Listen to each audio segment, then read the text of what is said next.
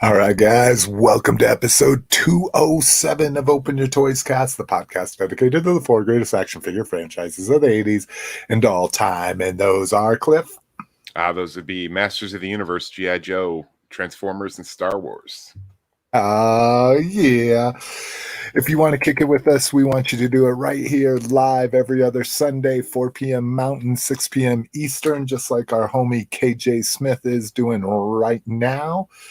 And if you can't do that, or even if you do that, still come and hang out at our Facebook group page at facebook.com/group/openyourtoys. If all you care about is keeping up with the show and some highly important updates that Peter will put on the page every once in a while, you can do facebook.com/openyourtoyscast. If you want to see links to everything we're talking about today, including all of these links I'm just about to describe to you, you can go to openyourtoys.com, top of the page, upper right-hand corner. There's links to the show notes. Those show notes have links to iTunes, Google Play, or Google Podcasts, RSS, Stitcher Smart Radio, our email link, team@openyourtoys.com, our voicemail number, 720-235-8697. And the webpage has how to get a hold of all of us, too, just like these show notes do. Lotus, how can people find you? Well, they can head over to YouTube and watch some videos of animatronic restoration. Yeah. I am behind again. I haven't cleaned my office in like 3 weeks, so it's miserable to try to work in here. So I've been working in my living room or in my bedroom.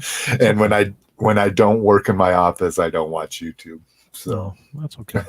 I'm getting close to doing an actual performance of having the character actually perform a song. So I'm getting very close to the end of that series. That's awesome. And I know I've asked you before, but you're just going to do him, right? You're not going to try to go a whole band. No. The other character I'll be restoring is the gorilla. He's the keyboard player. Cool. Yeah, so he's going to be the next series. His name is Fats Geronimo. Fats Geronimo. Interesting. He was one of my favorites. He's the one with the flashy, like he's got like the flashy suit coat, right? Yeah, he's got that gold sequence. I remember him. He's a very large character. He's a very, very big gorilla.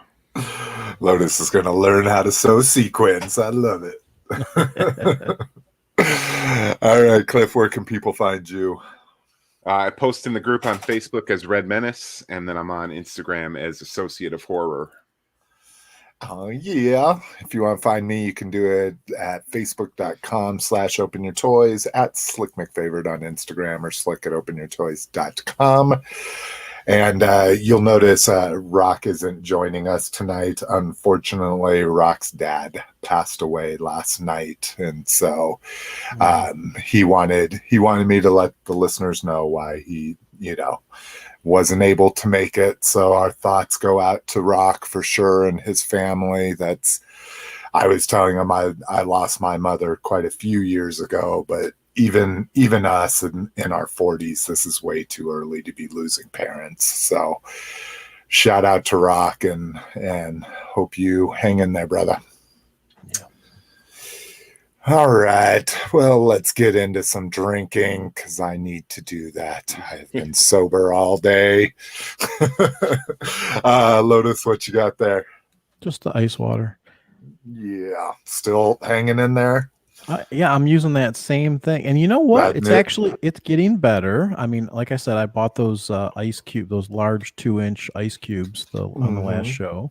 And the only thing that I'm having a problem with now is the mouth on this jug is fairly large, and I can almost fit that ice cube in the mouth, but I have to kind of smash it in with a hammer. So it's I have either you use a meat tenderizer hammer, or you just take like the bottom of a really strong cup and just kind of smash it into the neck of the thing. So you get the ice shards are like flying all over the place, but But I have to say that the ice does survive overnight. So it is actually doing its job. That's impressive. I guess that's the only way to use these things is to use ice. Yeah, that's the way I use mine, and I don't put too much ice in there, just enough to cool it down, and then it does the rest for at least a day. So, Cliff, what about you? Water. Yeah, in my Bubba jug. I just brushed my teeth. I have yet to brush my teeth today. Hey, it's been a lazy Sunday, let me tell you. Let's see. Oh, that's crazy. I'm drinking something I've drinking many times before, and that's a Twisted Tea, half and half, or Arnold Palmer. If you're a tea fan and a lemonade fan, ain't nothing better than a half and half. I don't think there's anything good on here. There is a picture of a Jason S. from Zanesville, Ohio on here. It says, "Be a little twisted." Brewed in Cincinnati, Ohio. And that's pretty much about it. So it's amazing. I love it. It's super warm today. So we went through a freaking cold snap where the high was 17 degrees for like 2 or 3 days in a row. Didn't get our pool drained before that. So literally was like 4 to 5 inches of ice. But ever since, it's gone from the 50s to today, it's almost 80 in fucking Colorado on November 1st. It's pretty insane. Yep. World's going to end. Seasons don't exist anymore, man. It just is what it is on the day you wake up. Exactly. Speak about waking up. Did you guys have any issues with this morning with the fall back and stuff? I woke up too early was my problem. I looked at my phone and I was like, oh God, 6:30? Because we went to a party. I mean, we got pretty lit last night. And I mean, a party. It was within our little pot of families. But yeah. So I was up too early. What about you, Cliff? No, I woke up probably, well, I thought it was 10 o'clock. I was at a hotel. So I thought it was 10 o'clock. Yeah, doing your embassy suites. Mm-hmm. Dude, with the pandemic, I got a room for 2 nights over, Friday night and Saturday night for using my points, $52. That's it. Nice. Total. I used to, when I worked for a Hampton Inn, man, we would do embassies all the time. $39 a night, dude. Oh. But you had to be at least 50 miles from your home hotel. So you couldn't use it to like stay in the city to do little staycations like you do. Like you had to be out of town to be able to use it. But yeah. Let's see. Brinkalizer. Yeah, it gets dark. Especially with my black hat on and my black shirt. I just look like I'm a floating head here. Just have all the drapes down. At this time of year, the sun would just be like right in my fucking eyes if I open my drapes. Well, we know. Usually it's burning all of your figures. Yeah. Yeah, exactly. Yeah, discoloring my entire collection.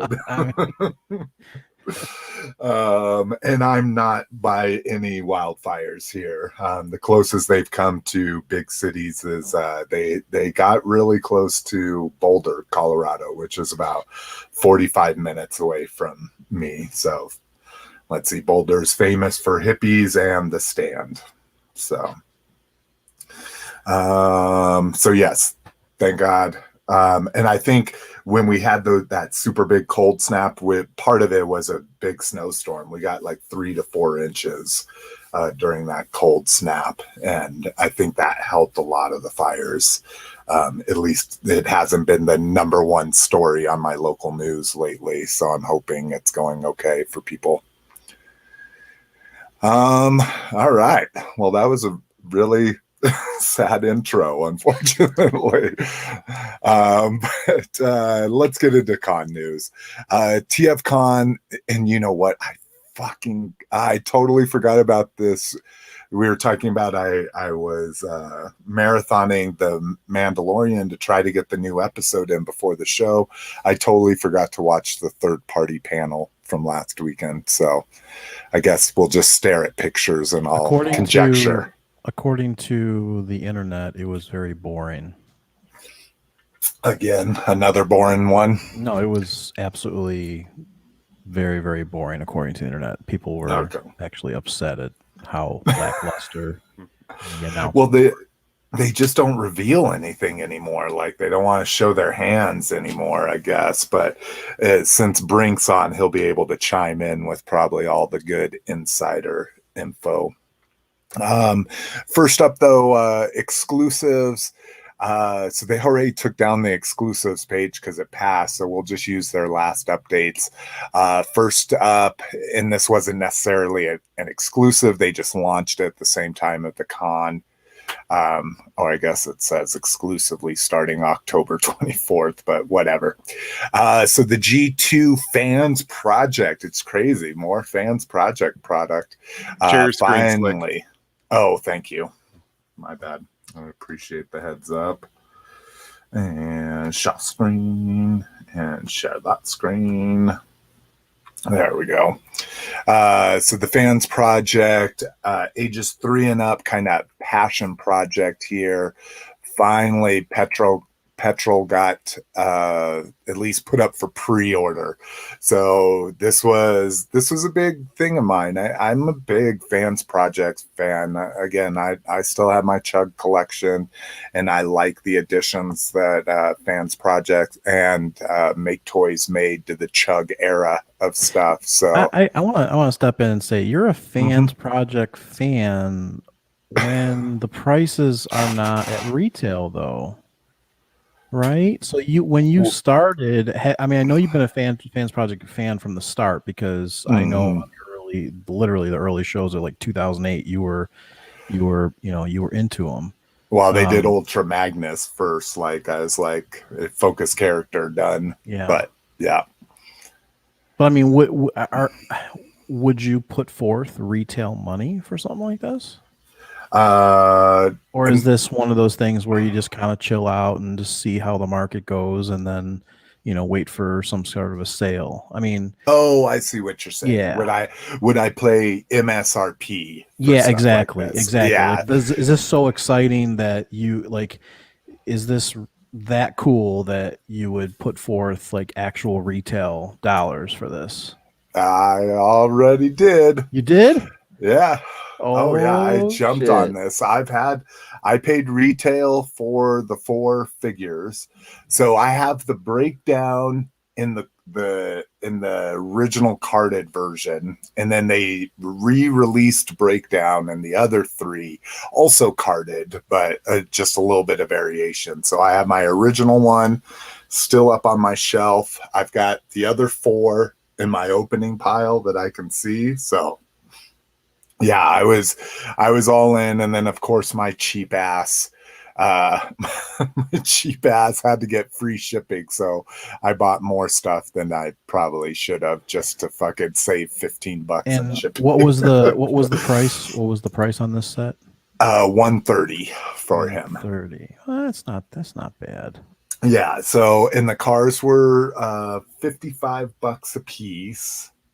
So, I mean, it's still $350 when you could get a Zeta combiner, like that's going to be twice the size of this or something, Oh, you're saying the total for this set is $350. Yeah. Oh, yeah, because the cars were $550 or were $55, and then petrol was $130 because he's ridiculous. But I mean, it's still cheaper than the G1 $21,000 one on eBay. Exactly.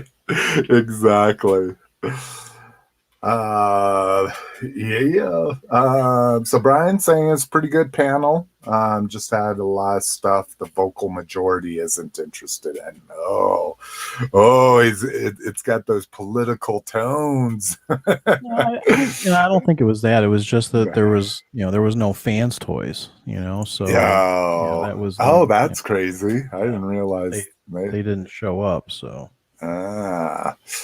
let's see other exclusives. This Mastermind's creation, Batman figure. So this was originally the not Mind Wipe. What's the fucking bat tape? Rat Bat. Mm-hmm. This was like originally the Senator Rat Bat mold, I'm pretty sure. And they're releasing it as a Batwing. Yeah, I mean it's cool. It's cool looking. Yeah, exactly. I mean it does have the Batwing, shape, kind of. Yeah. Yeah, definitely. With this, when the wings are tucked in, I agree. I agree. Yeah.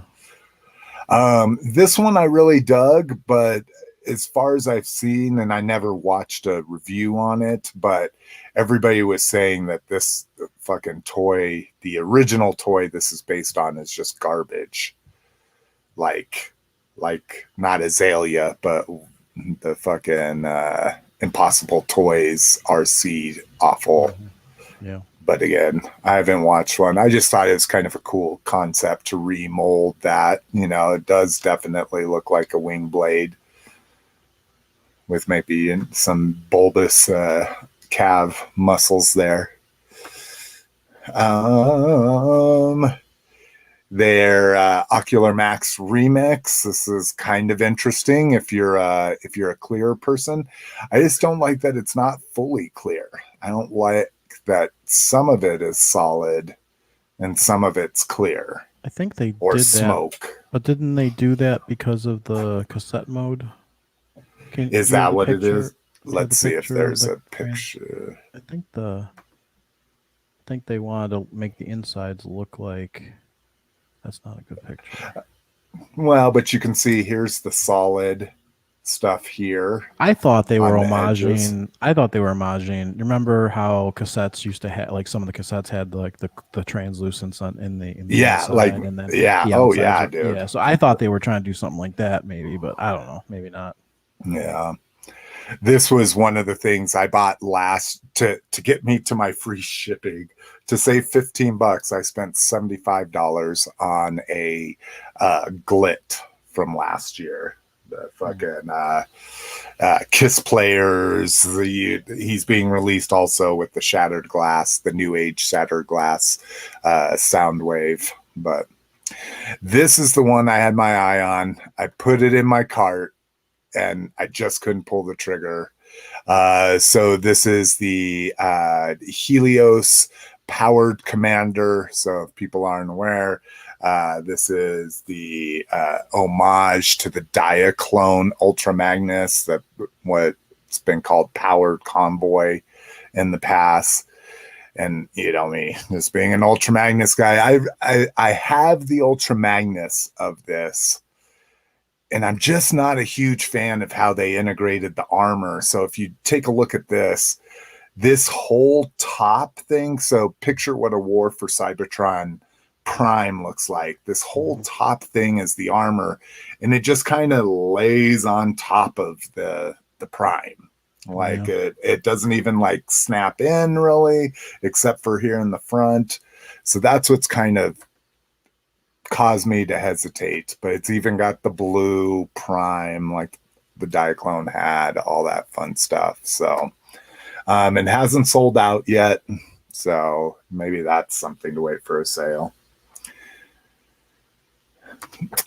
But I think that was it. Yes, sir. And then, well, good. If there wasn't a lot of reveals, hopefully this part won't take too long. And sorry, give me 1 second while this probably pulls up hundreds of images. I need to turn on my fan. I'm burning up.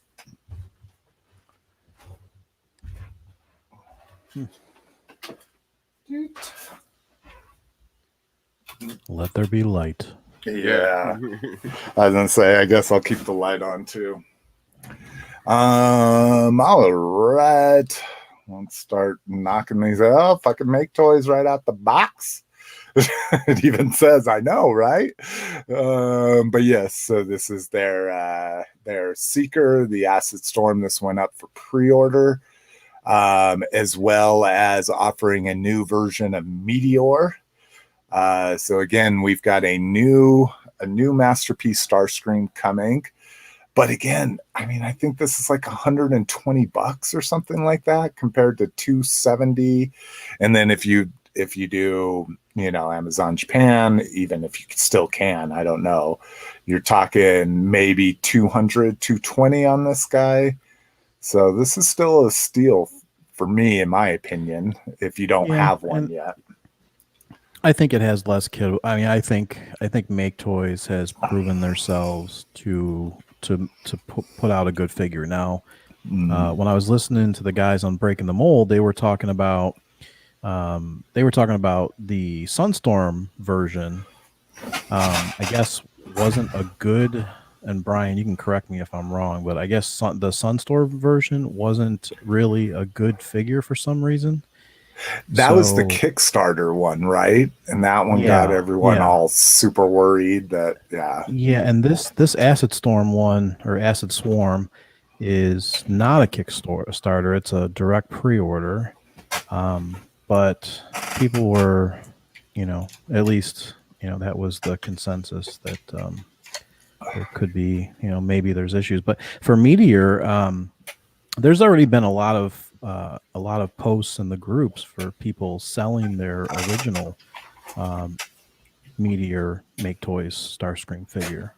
So, interesting. I didn't realize the improvements were going to be that drastic. Well, I don't know if I don't know if it's because of that or just because the price has been doubled. That figure has been a double price figure. So you can still make some money on it if you have it, for the people that don't keep up with the news. Right. That makes sense. Brian did chime in here, and he says that, like I said, I was listening to Breaking the Mold, which Brian is one of the hosts, and he was saying that Sunstorm basically was plagued with a lot of QC issues. And so, possibly, I guess we'll see when Acid Swarm comes out if it'll be, good or bad. So, and I guess I don't understand that. Like, I don't understand why Starscream is such a good figure, but Sunstorm wasn't. Like, I don't know if that's just a factory issue. It's just they switched factories, or it was just towards the end of what everyone thought Make Toys was going under, kind of thing. Yeah, and that's what I'm kind of curious about. If it was just something they were like, shit, we didn't make as much money as we thought. Let's produce this on the cheap, and then they would have hopefully learned from that, like, whoa, that almost sunk this line kind of thing. Let's get back to producing a higher end figure. But there's that. That's the Shockwave from the game from Fall of Cybertron. I loved that shit, and I went completism on it, up to a point. I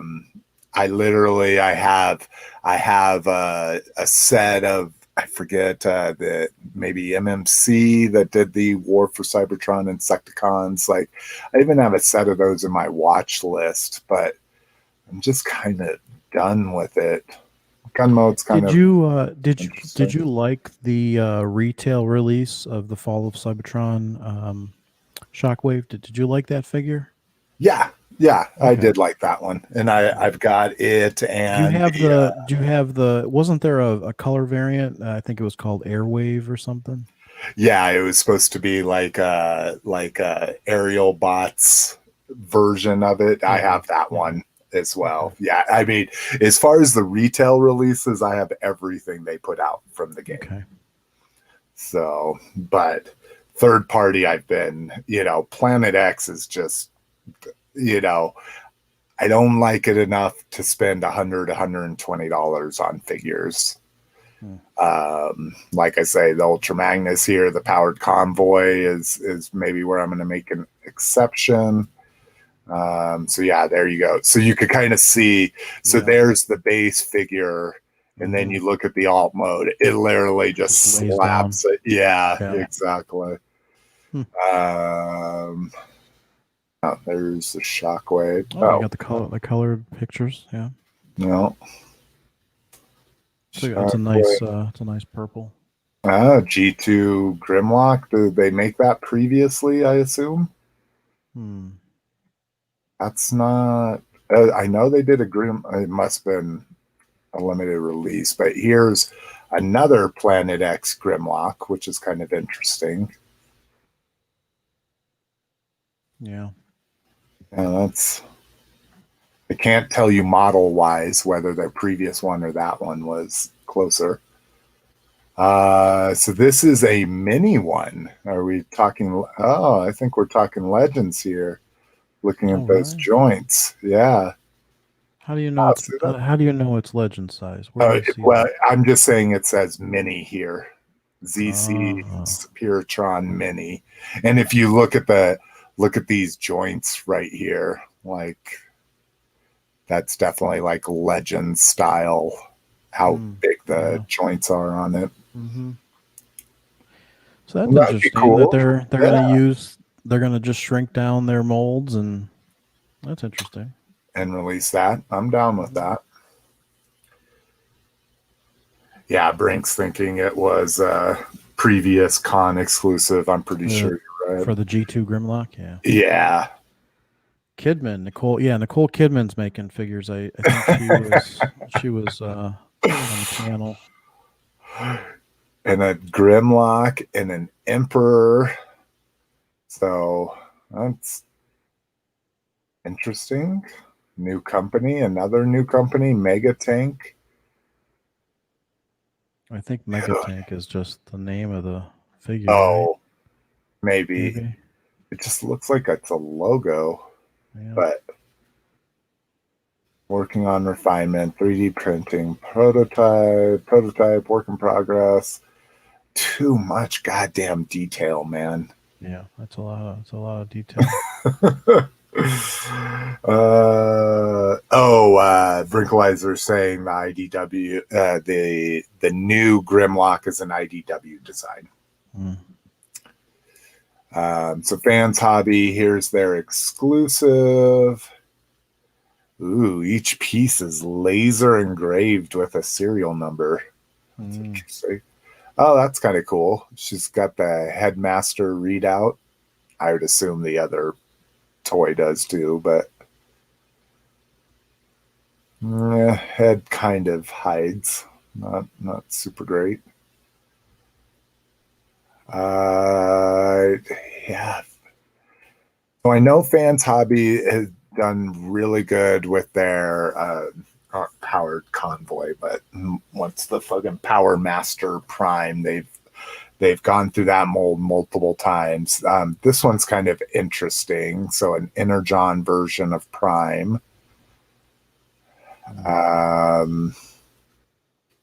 Little cars rolling out of it like the old school version with the little things. Yeah, I mean, like I say, people have really dug the other one. I don't know. You really have to like, you have to really like a character to put some third-party money into buying this stuff. Like, I have no connection to any of this. I mean, it's like, even if I was collecting, I just wouldn't want to put my money towards this because I don't really understand the characters, but maybe that's just because I don't follow comics. I don't get into it. Well, and I think you're saying Brian's becoming an unwitting co-host of this segment here.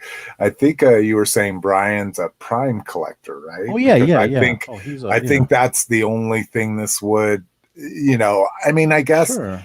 People that were doing the Unicron trilogy, they're coming up on being that 20 years into nostalgia. So maybe that's what they're trying to. Same thing with Beast Wars. The Unicron trilogy was only a few years after Unicron. or after Beast Wars. So maybe so they're trying to get a head start on that. Well, or maybe these designers are just younger designers, you know? Yeah, that could be true too. So yeah, I'm with you. Like these characters, I don't even know who the hell this is. Well, it's probably Iron, or it's probably Grapple, right? Or Inferno. Because Is he because she was, this is a emergency vehicle, but again, like you say, who gives a fuck, because we don't fucking know who it is, and why would we care? Yeah. This is Defensor here coming up, looks like. Yeah, with ultra tiny guys. Core robot, truck mode. Ooh, they glow in the dark.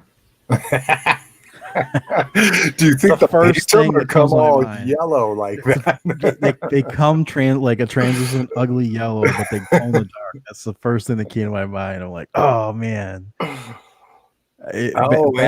when I was a kid, I had one of those glow in the dark sticky wall spiders, and I was at my friend's house doing a sleepover. This was really young, and I was throwing the spider on the wall. It was, we had the lights off, it was glowing and stuff, and it got stuck in the top of the fan, and we couldn't reach it. And so the next morning, we turn the lights on, and all of a sudden his mother, smelled something kind of cooking. And it turns out that sticky spider was cooking on the bulb, because it was old, old school bulbs. Yeah. Oh god, the little things that crawl down the wall. Dude. You know what I'm talking about, right? Wacky wall crawlers. Yeah, exactly. This was a sticky spider. Yeah. I had one in here at one point. Probably fell behind 10 other things, but so it looks like, so this was a big thing with that Energon Prime, is it combined with vehicles. And so I think that's what they're trying to demonstrate here. These are what they're calling study prototype for proportion and transformation study. So I think that's supposed to go with that. Rickalizer chiming in on the Pride thing. Fans Hobby just isn't really his thing, not up to the level of MP figures, either third party or Takara. It says Fans Hobby are not expensive enough. They could just use a little more extra for their finish, and if they did that, I'd be happy to pay a little extra. So, and that's a big thing. Bobby always Skullface always reiterates that, like, dude, at what point when paying for a $200 figure wouldn't you pay $220 just to have a little bit of extra paint? That kind of shit. So this is a Raiden, looks like, here from Moon Studios Radiotron. I don't know about the big missiles on his feet. That tends to, I find it interesting that Raiden is like all the talk. It's like ever since we got that rumor that there was supposed to be a masterpiece Raiden, or I don't know, was it a rumor or was it confirmed that there was actually a masterpiece Raiden? They said something big is coming or something like that, and showed the G1 and all of that. But we haven't heard anything since that. But it's funny, is like, that was a long time ago that was, that came out, the Takara rumor or whatever you want to say. And then, we're starting to see a lot of companies that are just, focusing on Raiden, Yeah. And it's who knows who Raiden is? I mean, it's a very hard to get G1 figure. Like, it's like a very expensive G1 figure. Yeah, like the Kmart Easter basket knockoff version of it is $120. Wow. Like something that 15 years ago you could add for $12 in an Easter basket. That thing is For the whole basket, the whole Easter basket was $12. Let's rephrase that. The toy was $1, but exactly. do they even do that anymore? Do they do like the cellophane wrapped like big Easter baskets? Oh yeah. Do they? Yeah. I check them every year to see if there's some kind of third party or not, whatever you want to call them, fourth party knockoff transformer in there. Yeah.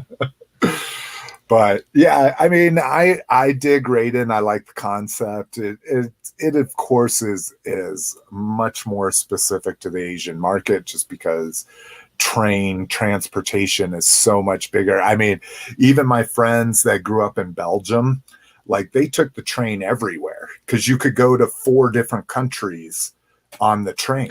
You know? Well, yeah, and it's not just that. It's the Japanese culture have a huge, I don't want to say fascination, but they have a huge engineering play with trains. They're always trying to make them go faster. They have actual train museums that you can visit. They regard trains in a very, very highly engineering, form factor of transportation, and they're always improving the design. So yeah, trains are a huge deal in Japan. Yeah, and I'd be curious to see the breakdown.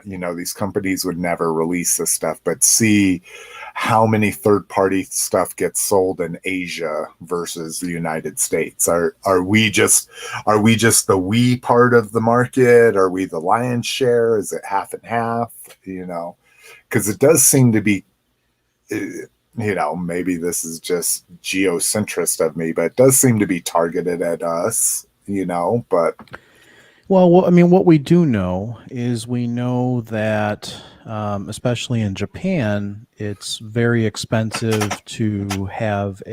So they don't have a lot of space, like living space. So we know that they can't have. And what we also know is the Japanese really pride themselves on meticulous curation of their toys.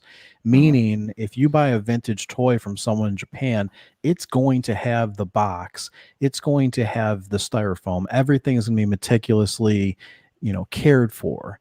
So that's, but because of the lack of space, larger items are stuff that they're most likely not going to want to collect. Like I said, they're not the type of culture to throw away boxes. So it's definitely interesting to look into that culture. I actually do have some Japanese friends, and it's very interesting. Gang Toys here doing that very chug aesthetic Predaking. This thing is a little wacky. I dig that it's very feminine. I like that they fucking gave it like a feminine face and stuff like that. But interesting. My favorite logo. Yeah, live a tree, bro. I love this logo. I've been talking about this logo since the beginning. We got Purple Potato here in all his glory. Stand looks good. I like the stand. Oh, here's their Brinkalizer's sending photos on Facebook. We've got the Bumblebee Soundwave. I would hope these are just prototypes and not paint. Yeah, they've got to be missing the paint. What is this? So this is another sound. Is this supposed to be a Bumblebee Soundwave? Let's and then that. there. Yeah, well, or I was gonna say the Blitzwing from the Bumblebee movie. Yeah, they just might be going fucking super. Oh yeah, that's what they're trying to do. Go super deep with that. So they're trying to take from that initial opening scene of the Bumblebee movie, right? Mm-hmm. When they were Except for me, I don't know if that Blitzwing would be the I guess it doesn't really look like an Earth form No. robot mode, but What's the one next to Blitzwing? Is that Cliff Jumper? I think it's Ironhide. Oh, okay. Wasn't he in that scene? Yeah, that's right. Ironhide, yeah. Yeah, I don't know. Oh, I was even going to ask him about that because what Brink sent was a updated Razor Crest chart because we'll be talking about that soon. X-Transbot, here's their Robot X, non-transforming figure. Interesting. All right. That's a different figure. Yeah, yeah, I know. I'm just like, I don't get. So I know there was a bird. That's Falcon Crest. And there's the Razor Crest. Razor Crest. I just don't know. Falcon Crest and Razor Crest. See, we're good at this. That guy's got a crest too. I don't know who the. Oh, it's that dude. Razor Claw Crest. Razor Beak. Razor Claw. Oh, that's a good looking Z, man. That's an impressive Z. Here? Like we're just going from beasts to. And that's a good looking Ferrari, but who the hell are these supposed to be? Are these no, they're GoBots homages? No, it's Ferrari Quest, right? What is that? No, they don't have crests. No. Okay, so let's. Omnibots. Oh. Oh, okay. Okay. Brinklizer is very. Brink capitalized it. He's like, what the fuck? Whatever. How can you be Transformers fans not know about Omnibots? Yeah. The only Omnibots I remember were in baggies and you mail away from them. That's it. Mastermind Creations here. Yeah, it's fucking. I really just want to stop when I actually feel a connection. It does kind of look like Batman right there. No, it yellow does. belt. It does look like Batman. He's very excited for those Omnibots. But those didn't look like Masterpiece. Were those Legends or Chugs? They would look like Chug style or Chug size, at least scale. What's a Chug? Classics, Henkei, Universe, Generations, it stands for. It's basically a whole bunch of lines that started in like 2009, or actually 2008, all the way to like 2015. And it's more a description of a scale. Yeah. Than anything else. Yeah. Brink says that those Omnibots are MP, so I guess he's excited for those to have MP Omnibots. This is the IDW Chrome Dome with Rewind. These are partners, Cliff, in the comics. Partners. I got you. Yeah. Oh yeah. I love that shot. That's perfect. Another reuse of their Rodimus mold. Optus Pexus. Looks like they've changed the head. That must be like an IDW Prime or something. He can certainly work that matrix. Must be IDW, right? If I don't recognize it. The articulation looks amazing. We've got fucking 18 points of articulation just in his hand. And this must be another IDW. Orion Pax. Okay. That makes sense here. Okay, yeah. Just going to keep going till I recognize something. Go back to the cassette, the Ravage cassette. Okay, there we go. Yeah, see how I think they did it for a reason, to have the the outline form of the cassette, you know, Set. the solid and then the translucent on the inner. I think it looks cool as a cassette like that. Yeah, it's not bad. Like But I said, kind of see what you're saying, that, you know, in its Ravage mode, it kind of looks like he's wearing leg warmers or something.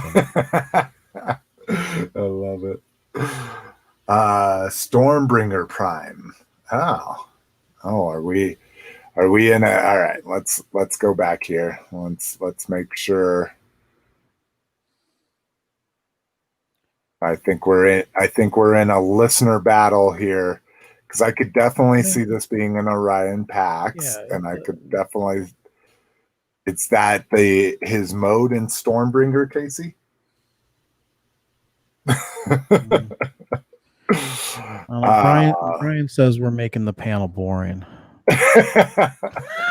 All right, let's get going. Let's go fast here. It's different. See, I'm breaking the mold. You know, when those guys are doing it, you know, then it's different when you're presenting. But when you're listening, it probably does get tedious.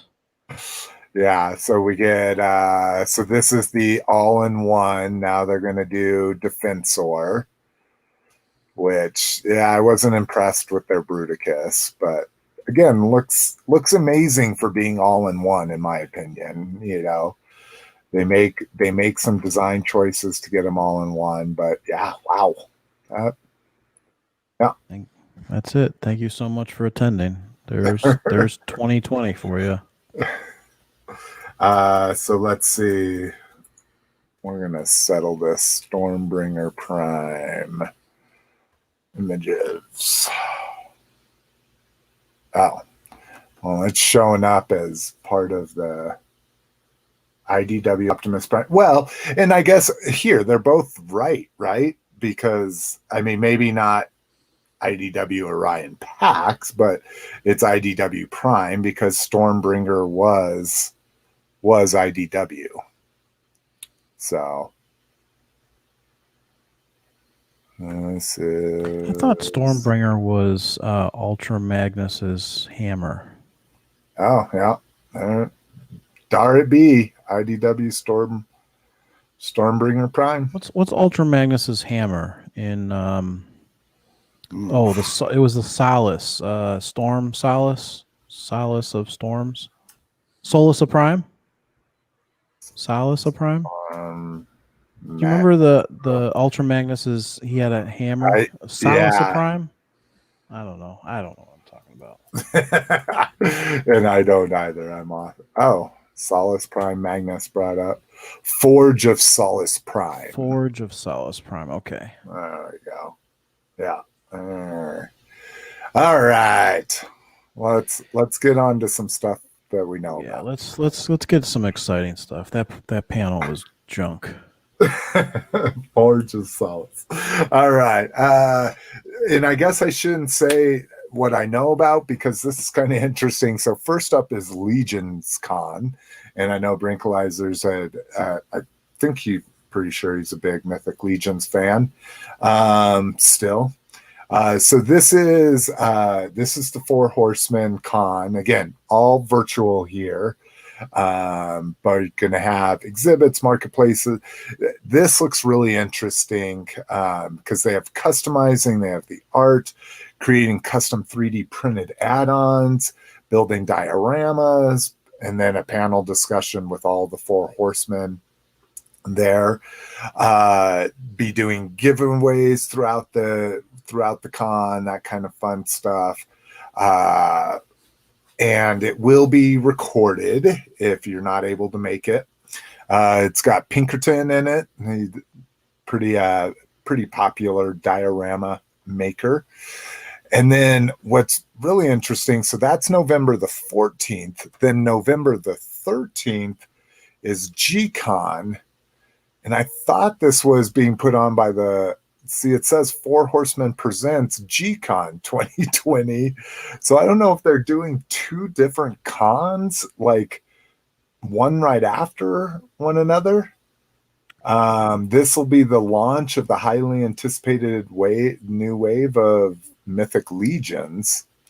So I don't know what the difference is. I think I looked into both of them, and they're both only like $5 to attend, which if you dig the Four Horsemen or if you're into Mythic Legions, you should just pay the $5. Like support them, man. Brinkalizer is a Mythic Legions guy, and I just like the Four Horsemen. I have a couple of choice pieces from Mythic Legions, but Cass says he's a Mythic Legions collector too. Oh, nice. Hell yeah. Yeah, I mean, especially compared to what you're getting from some other companies for $30-$35, which is about what these run. I mean, they kill it, man. I mean, they're like NECA, but good quality. And they all have that. They all have that feature, right? That special feature that they just fall forward. Now that I haven't ever displayed my Mythic Legions for long term, so I'm not sure. Oh, you're trying to scalp, doing the scalp life. No, I hear some of those figures are expensive. Okay, so one has never fallen over, but this one's kind of cheating. My Borear has never fallen over, but he also has a little tail here to stabilize himself. Yeah. A reverse tripod. So he has never fallen over, but that's not a good test of Cass says he was at $350 on Kickstarters. Yeah, I did a bunch on their Kickstarter originally and was able to not flip because I didn't buy them to flip, but I was able to sell off a bunch of mine for a nice little profit there. Wait. So what is the difference? I mean, what's the difference between flipping or selling to make a profit? Because he didn't buy him to flip. Lotus, come on, weren't you listening? I right. So as long as you don't, So as long as you an don't accidental buy them, profit. I see. Even though you know that mythics normally always carry a value.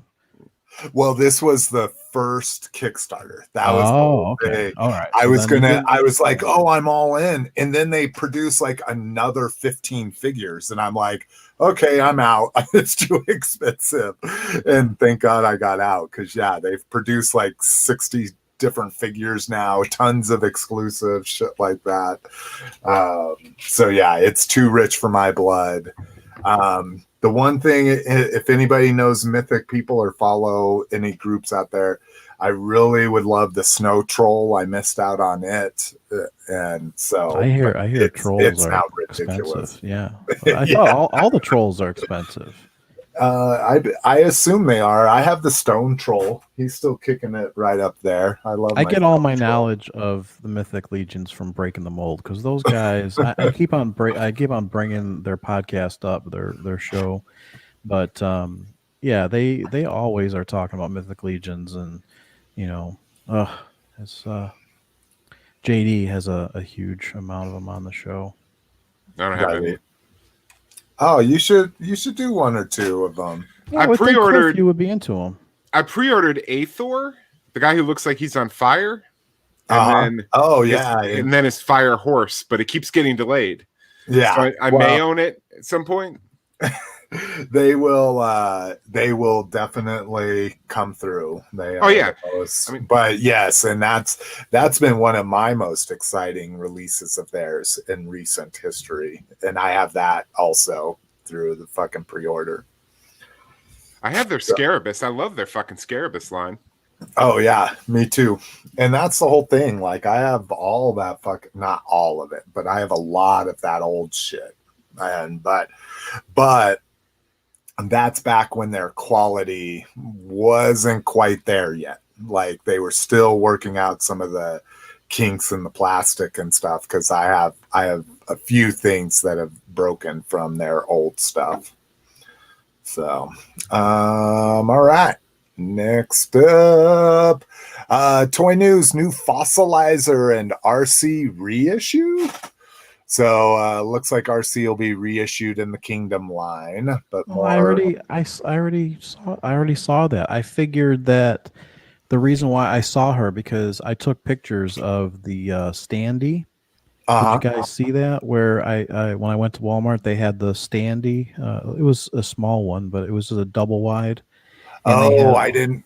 I saw the standee, but I didn't pay close attention to the artwork on it. Yeah, well, I saw Arcee, and I just figured that I didn't know why she was there. So now I know it's a reissue.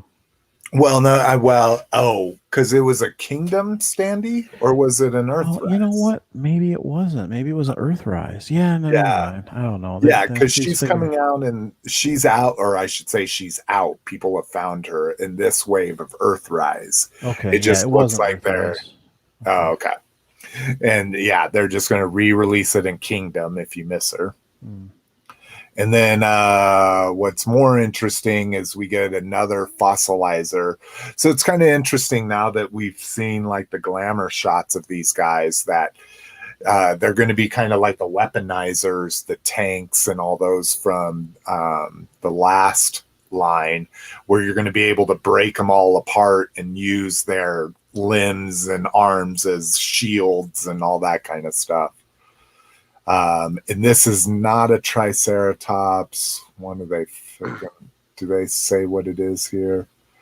A Styracosaurus. Close enough. But yeah, this guy's interesting. I dig him a lot. Razor Crest update. So let's go ahead and take a look at this real quick. All right, so we are at about 14,500 backers here. We got 8 days left to go. They've revealed the paint job of it, so looking really good considering I just watched it. Maybe the R could use a little bit more weathering in my opinion, but the paint job looks good. I know there's been a little bit of kerfuffle about the teal inside just because, again, we never get a good look at that in the show. It's always dim and lights, and I think it's kind of is Han's coat blue or brown kind of thing. We get a good look at the teardown of it with really good coloring on all the detail here. Lots of paint apps on this sucker. They released 2 more unlocks, which we have not gotten yet. The stand is huge for a lot of people, and I bagged on it. When I first saw the shot, I only saw it like this, and it looks like it's just angled up. And I mentioned that I like my ships banking, and this is what we saw, was this shot. Let me see if I can find the shot that was on there. That's a pretty good look there. What's dope is it is banking. So this thing it's getting closer and closer for me to pulling the trigger. My state just released that we're going to get a state, at least for unemployed people like me, are going to get a statewide stimulus of $375, which will pay for this sucker. I think if it meets all of these, if we can get to this 17,000, a lot of people are crying foul. I know Peter was kind of, he would have rather something else besides an off-world Jawa. I think what does the Jawa for me is that he's got his little knife and he's got the egg with it all cut open and all the juices coming out. Because, oh my God, that to me is one of the most disturbing scenes in all of Star Wars, is these cloth cloth armed and gloved Jawas sticking it in the goop and just shoving it into their cloth face. And they're eating the egg through the cloth. Yeah. It's horrible. Yeah. It's really disturbing. So I think if I could get this Jawa, that might be the cap. I have to rewatch that. Do they show shots of the mess on their cloth faces, or I just don't remember. No, I don't think it's that long. It wasn't that long, was it? Yeah. But they show it dripping off of those cloth hands and arms. Well, and it was just so shocking that they were just like, yeah, we'll fix your entire ship if you can get us one egg, And then all they did was So Peter was saying that he's a little bit upset there's no electronics. Do you guys? Oh, that's what he rathered. Yeah. Do you guys need to have electronics like lights and stuff, or? No, not really. Yeah, I would take this carded Jawa if it's not going to be released in the main line. It probably will, but if it didn't get released in the main line, I'd rather have like an exclusive figure than lights and sounds.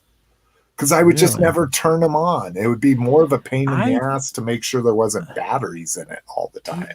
Well, I don't know. For something like this, for a ship, like a spaceship, like I think it's actually kind of cool to have like little lights and stuff. Especially it's going to be on this nice little stand, like you said. The ship is at a bank. It's like in motion.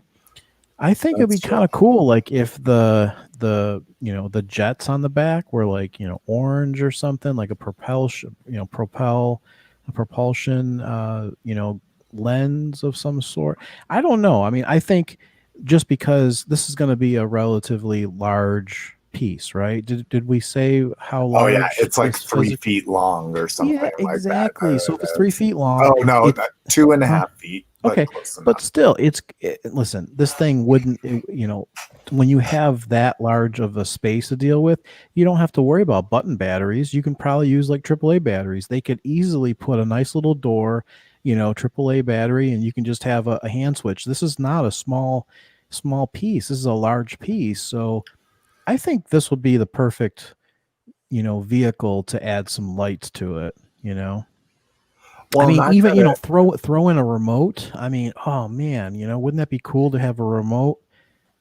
And I've got a good question for anybody that might have done this, because I've never done it, even with button batteries or whatever. Has anyone ever just turned their lights on and left them on a toy like this? And if they have, how long does it last? I mean, will a button battery last you a month? Oh, do you mean just to turn them on? No, I would just turn them on and leave them on.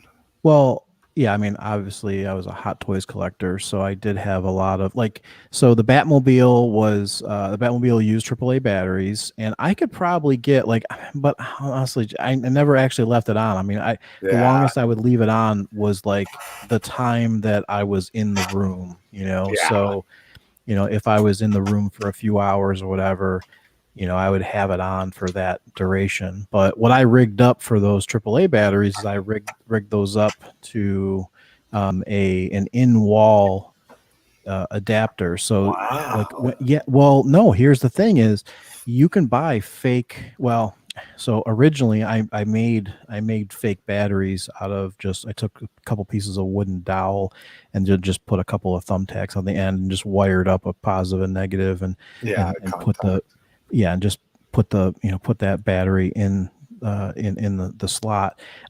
But yeah, and that's the cool thing about AAA batteries. But now on Amazon, you can actually buy fake dummy batteries that have the wires that are already pre-wired to a wall wart power supply. So, it's definitely something that's doable. So I think for a ship this size, they could easily do a AAA battery style pack and have some really nice lights on this thing. Yeah, I see your point. So yeah, this will be a game day decision for me. It'll be that last day. We'll see where they're at. You're not alone, Slick. That's my plan too. Really, I was gonna ask if you were at all interested in this thing. I'm not a big ship guy, but it's cool. Yeah, me too. That's the way I like. I don't like spaceships. I like ground assault and stuff like that. So, so AAA and Brink are going off at here. So the carbon freezing chamber doesn't actually chill your figures. Let's see. Drone technology. This thing should fly around your room for $350. And then AAA's, of course, photographer guy knows that high-end drones go for $2,000 to $2,500. Landing gear should automatically retract with voice command. So yeah, going a little crazy. But here is Brinkalizer's tracking of the Razor Crest here. So this purple line is Razor Crest. Here's the Sentinel. So Sentinel only had 45 days, and so does the Razor Crest. So you can see it's tracking right along with the Sentinel. And we did get a last-minute release, a last-minute unlock of the Sentinel, the way we're kind of getting for the Razor Crest. So we'll see if it hits this. Cliff and I might be right here on that last day. Now, let me ask you guys now, why are you waiting? Why are you waiting for the very end? Are you just waiting for more unlocks, or you're just not happy with what's presented as of today, or? For me, it's buyer's remorse. I think it's like I kind of want it. It looks cool. It's going to be a rare thing to have. I love the show. I love the character. But do I really need a $350 spaceship? I'll wait until the last possible second I have to make that decision. Gotcha. So that way you can't take it back. You're like, the next day you're like, shit, I wish I didn't do that. Well, too late. For me, it's the unlocks. So if we can get to that Jawa, like if we don't get all the way to the Jawa, no way. Just the stand and the other unlocks aren't enough. That Jawa is going to make me seriously consider it. Right now, I'm just kind of like, I might. I'm going to keep my eye on it, But the stand banking, instead of just instead of just being angled up, is huge. Like that was super smart of them to make that stand a little bit more dynamic. Now, of course, I saw people online saying, oh, what if it was adjustable and you could put it at any angle? That would be obviously optimal, but whatever. All right, let's get going here. New classified figures. So we get, let's see, UPC show, classified, Storm Shadow, Flint, Lady J, Barbecue's another one that's been hanging out there for a while. Major Blood has all been confirmed. Titan class figures. So, these are the shampoo bottle figures. Who cares about those? Corn Ninja vehicle assortment. So this must be 3 3/4 if it's a vehicle for $20. Corn Ninja figure assortment. Ooh, wonder if these are going to be more articulated than $10 for 5 points of articulation seems a little bit much, but who knows? You think it'll be those cheap 6-inch toys they've been doing for Avengers and not 3 3/4? Well, but it's saying core, so it'd have to, if the vehicles are core, then these would have to fit into a vehicle, and they definitely wouldn't have a vehicle that big for $20 that those could fit in. You know, unless it's a motorcycle. Ninja's like a motorcycle. Yeah, I guess that's a motorcycle and a hang glider. I'm just worried that there's not going to be a 4-inch line. It's going to be, they seem to do 6-inch Marvel Legends and then 6-inch basic. That's true. I'm worried about 4-inch Joes. And if it was if it was super articulated, they'd be minimally $13, just like the retro ones are. So yeah, that's a good point.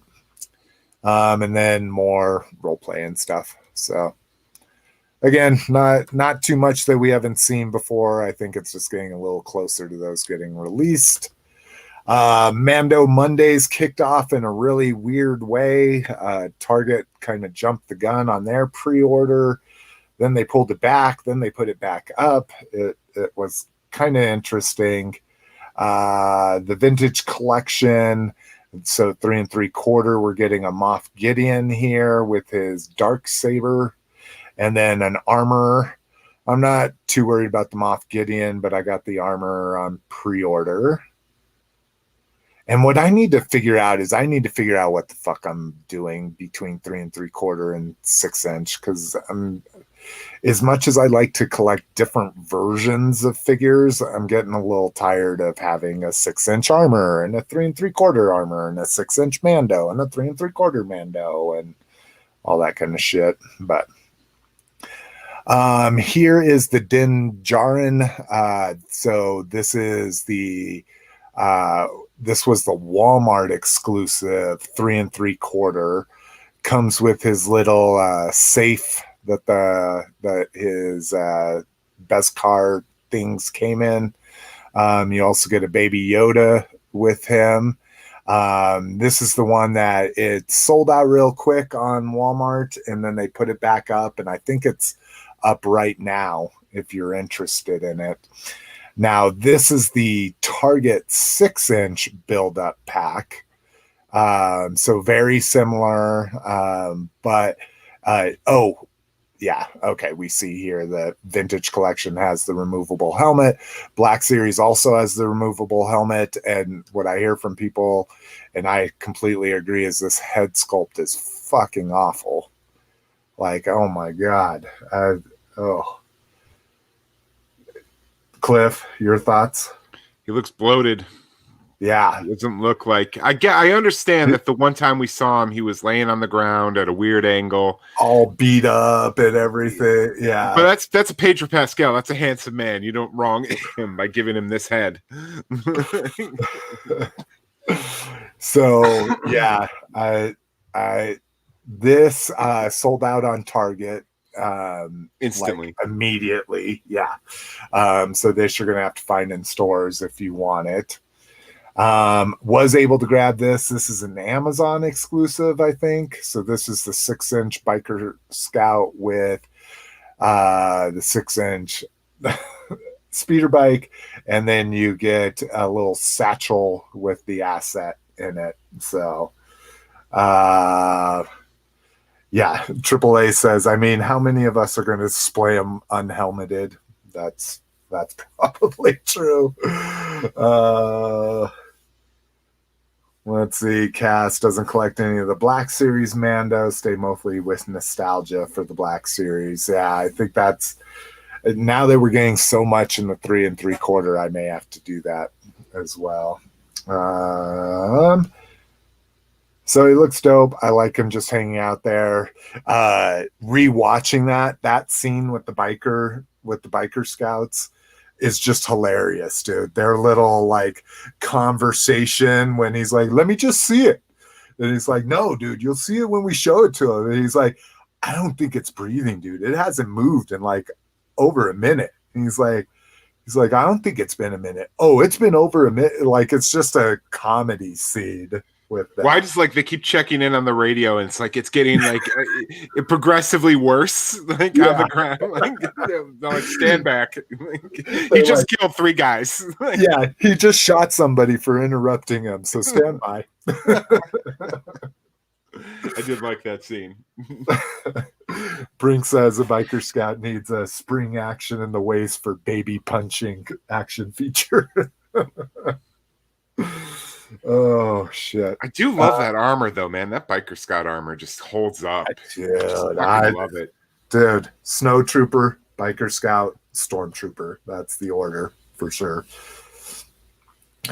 And probably biker scout would pass the Snow Trooper if I wasn't just such a snow doofus. We got some other shit too, and that's what I totally. Oh, I have some other links here. I forgot about that. Oh, this is just showing it's still available. If people want to grab that, that's on Walmart.com. I hear there's been a lot of cancellations for Walmart. So, are you guys having problems with that? I see a lot of conversations. I don't pre-order anything anymore from them. Yeah, after they canceled and shipped my Ghostbusters like that, I'm not interested. Wow. No, I haven't had a bunch of experience. One of the things they canceled I was a little pissed about, even though I really didn't want it at first, and then I was like, oh, I do want it, is my Awe Striker got canceled. And now you can find his tanks, or at least I can find his tanks everywhere, but I haven't seen any Awe Strikers. Yeah, I haven't seen them either. I've only seen his tanks. I found another 2 this morning. AAA says no Walmart PO pre-orders canceled yet, but a lot of Amazon, which we'll talk about Amazon here in a second. I think this was a big surprise. Like, I don't even remember this being hinted at or us covering this, but we covered it. Did we? Yeah, it was it was breaking news that there was going to be a wave of it. We just hadn't seen pictures or anything, right? Yeah. So this is dope. Again, I pre-ordered 2 of the Mandos because I'm going to keep 1 carded. I ordered 1 child to open up and 1 IG-11 and passed on the rest. Cliff, any interest in these? Yeah, I ordered a set from Big Bad. Hopefully they'll come with their packages intact.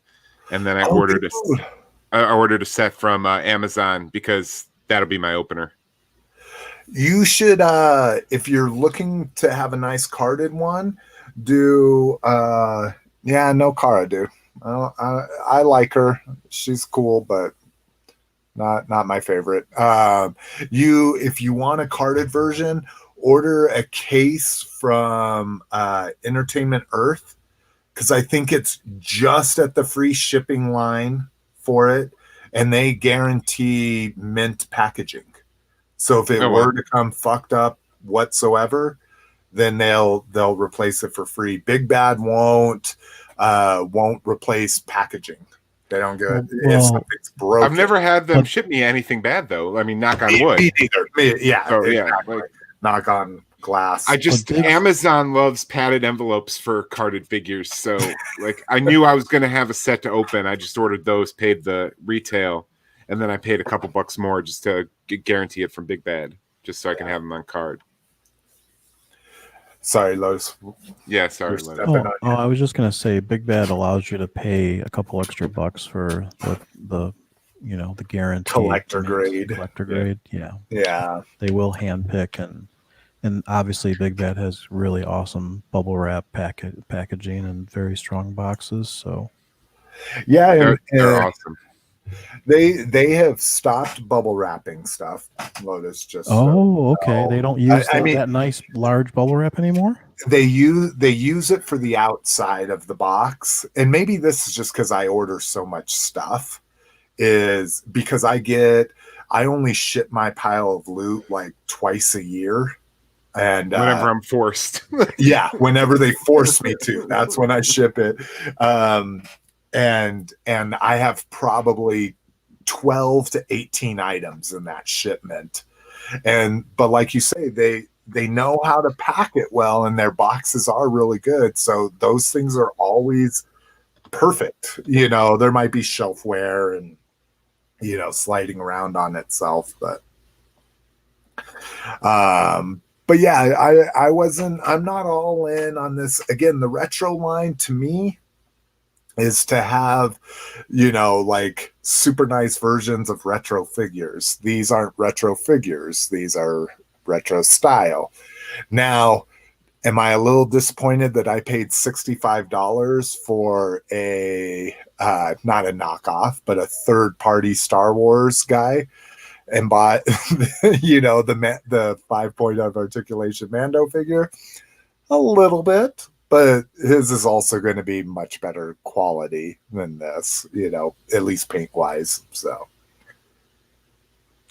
I just love having original style figures. I prefer they do characters that exist in the original trilogy, like the Snowspeeder Luke and the Grand Moff Tarkin. Yeah, those are kind of cool. Yeah, I'll take these. I mean, I'm just really excited. Cara Dune, we're going to have a second vintage female. I mean, remember, there's only Leia. Oh, really? I had no idea that she's the only vintage. She's the only vintage female. Yep. Huh. That's crazy. I had no idea that was the case. Brinklizer saying the collector grade, they put your item in its own box before putting it in your big box of the rest of your pile of loot. That's impressive. Yeah, KJ Smith says the has no talent guy. Yep, that's exactly right. And I just got his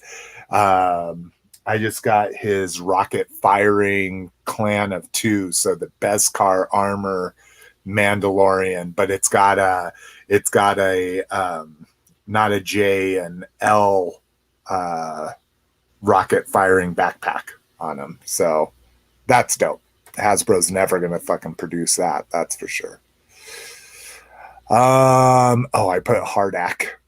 Hardak Minion Legends Maquette by Tweeterhead. So Tweeterhead did this amazing Hardak statue. If I was ever going to do a master statue, that's what I would have done. But this little minion is very cool little companion piece if you do have that Hardak. So obviously what the Horde logo is based on. So really interesting. I just wanted to throw this guy in here. 150. Jesus. What do you remember, Lotus? What the Hardak was? Would he be like 450 or something? He's 1/5 scale. Oh no, that would mean he'd probably be a hell of a lot more than that. No, I mean not necessarily. I just don't. Okay. I'm just not too sure what the Tweeterhead price is. I never got into Tweeterhead stuff, so okay. I know they make good quality stuff. I just don't know exactly what the price point was for any of those. I mean, I'm thinking maybe in the 350 range, maybe 350. Oh, 475. That's the Legends. Oh, and here's the exclusive. Oh, oh my God. I love the fucking blue cartoon version of Hardak. And this is what the exclusive is. Oh, Jesus Christ. Oh, and that's just a replacement. Oh, fuck. This or the Razor Crest. I still Everybody think in the chat, let me know. This. I think if you're interested in something like this, though. This is out of stock anyway. So. Yeah, I think if you're interested in something like this, you should just look on eBay. There's people that churn their collections all the time for statues, and you actually get pretty good deals for statues, like on eBay and stuff. So, like I said, statues are harder to sell. So, this could be something where if you're very interested, definitely do a save search for it and just wait until someone dumps one. I might. I'm right there with you. That might be something worth it. Has Mando made the 12-inch Hardak yet? Like, because I might. No, he's up for. I don't know if he's up for pre-order yet, but they've revealed him at least, because that was something I was super interested in too. I almost caved with Faker. Yeah, well, what sucks is, Deep Discount had Faker for $100. So these are $180 figures, and they had them for $100. Plus, Deep Discount always runs coupons that apply to all their sales stuff. So I shouldn't say I could have. I pre-ordered him for something like $87 or something like that, and my fucking pre-order got canceled. So I was a little pissed. But yeah, it looks like Mondo's doing an animation version of them too. Oh well, Oh, I don't want to have to watch a movie to see it. Well, you should be able to scroll down and just go through the pictures that are right below it. Yeah, but it's this. I mean, everybody can see it here. It's that figure, but blue instead of the gray, and it even has Imp in there, so that's kind of dope. But anywho, all right, tangenting. Let's get back. Third party Shockwave Labs Quintesson upgrade kit. Brink says the Mando Man at Arms was really nice. Got to play with that. Cass has the Sideshow, He-Man, Skeletor, Orko, and Evil Lyn. I'm not sure what the Sideshow ones are, but I don't think that they're Sideshow. I thought those were PCS Pop Culture Shocks collectibles. I don't know. The statues? I mean, they were sold by Sideshow, but I thought they were actually made by PCS. I don't know, Cass. Maybe you can correct me. I guess I'm not remembering Sideshow actually making the actual statues, but maybe they did. Maybe they did. I don't know. I know PCS made some really awesome statues, though. They made Battle Cat and Evil Lyn, and so. KJ votes for the Razor Crest, by the way. I don't know. I mean, I don't understand the Razor Crest. Like, I understand it's a large vehicle. It's just a large plastic vehicle. Like, I don't get it. I mean, it's also the best deco that you could possibly get. It's for Star Wars fans. To me, it's the best fiction since the original trilogy. Well, Clone Wars is really amazing, but it's the best live action fiction since the original movies. Like, again, just marathoning it today, just like, God, this is good. It's not too dark, but it's dark. It's not too light, but it's light. Like, it's not too kiddie, but it's kiddie. It strikes like this ingenious balance, in my opinion. Yeah, because he's a stone cold murderer, but he's palling around with a baby. Yeah, exactly. It's great. It's great. So this Quintesson. Can I just ask you? Please. So, if the Razor Crest was like at Walmart, you remember how they put out like the big Millennium Falcon? Like, it was like 3 Christmases ago. There was like a huge box on the shelf. It was like what, $100 or something like this. It was this huge Millennium Falcon. The Force Awakens one that opens up. I think it was Force Awakens. Like, it was a huge box. I just remember it was on the end cap and it has like a Nerf launch. It's ugly as hell. Well, okay, right. But I'm not saying what it is. It could be a piece of shit inside the box. It doesn't matter what it is. I'm just saying. I'm sorry. It took up a large amount of space. Okay, it's just like the Barbie dream house or whatever. It's a large item. Okay, and it's what was the retail? Was it 80? Was it 100? Do you remember what the retail? I think it was 120. Okay, 120. 120. So I guess my point is Hasbro knows that they can make large scale vehicles or large scale play sets. They do it with the Barbie, via the van thing, whatever. They've had that for years, right? Or that's Mattel, maybe not Hasbro, but I'm just saying that they can do this stuff at a large scale. Walmart will accept that product. It may go on clearance, but this whole idea of this fan stuff and this bullshit fear of missing out bullshit that you guys are all sucked into, if this vehicle was sitting on Walmart's shelf, would you buy it? Well, here's the thing. The reason why it interests me, I really like the show. I really like this vehicle. This is not toyified. If this was on retail shelves, the back half would be a goddamn fucking Nerf launcher, No, And hang on a second, It Cliff, would be matte gray No, with 20 paint apps across the no. entire fucking thing. Hang on.